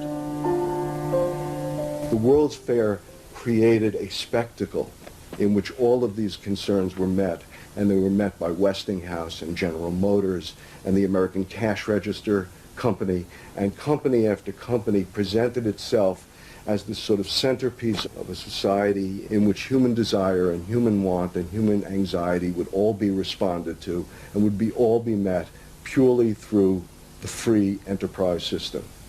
There was this sort of notion that the free market was something that was not guided by ideologies or by political power. It was something that simply was guided by the people's will. This was the model of democracy that both New Labour and the American Democrats had bought into in order to regain power. They had used techniques developed by business to read the desires of consumers, and they had accepted Bernays' claim that this was a better form of democracy. But in reality, the World's Fair had been an elaborate piece of propaganda designed by Bernays for his clients, the giant American corporations. Privately, Bernays did not believe that true democracy could ever work. He had been profoundly influenced in this by his uncle's theories of human nature. Freud believed that individuals were not driven by rational thought, but by primitive unconscious desires and feelings. And Bernays believed that this meant it was too dangerous to let the masses ever have control over their own lives. And consumerism was a way of giving people the illusion of control, while allowing a responsible elite to continue managing society.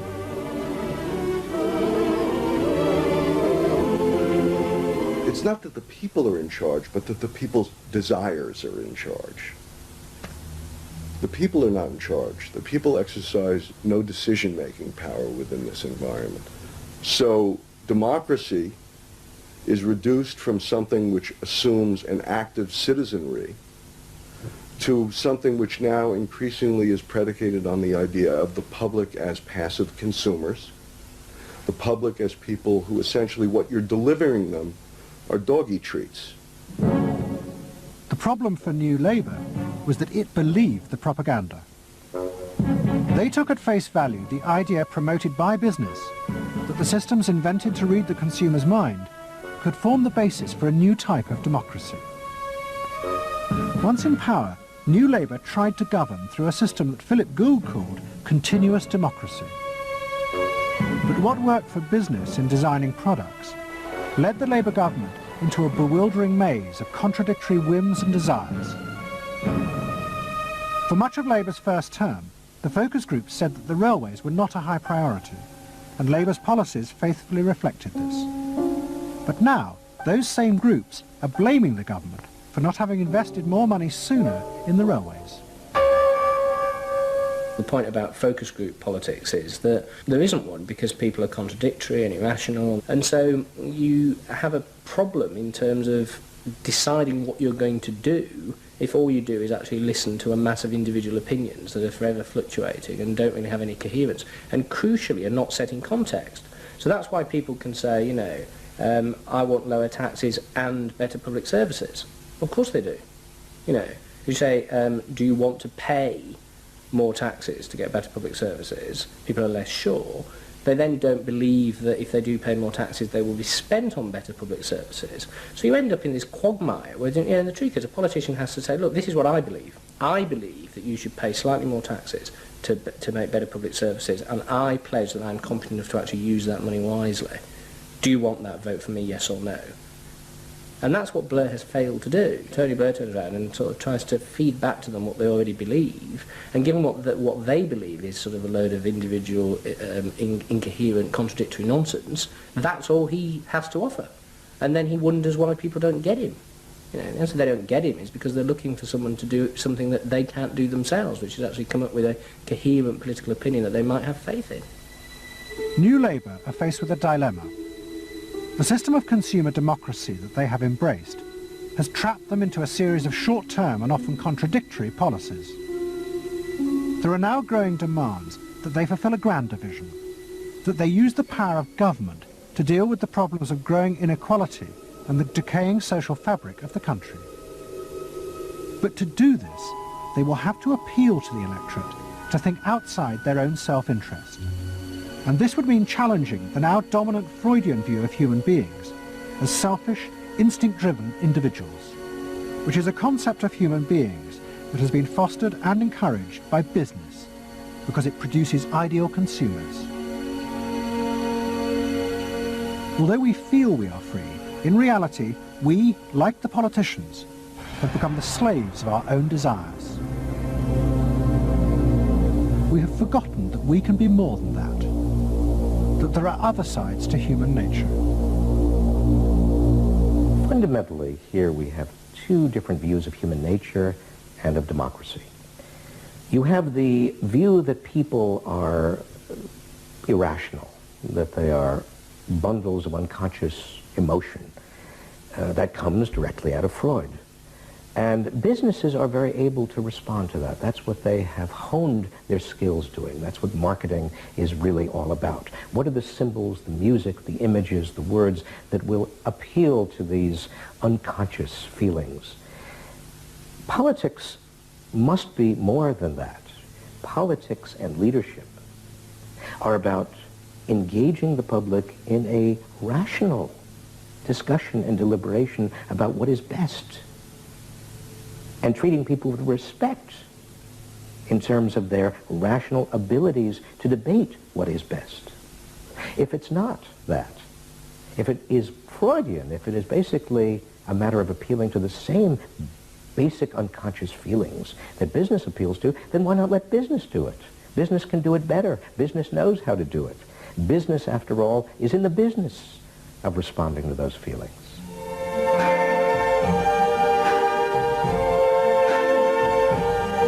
I see trees of green, red roses too. I see them bloom for me and you, and I think to myself,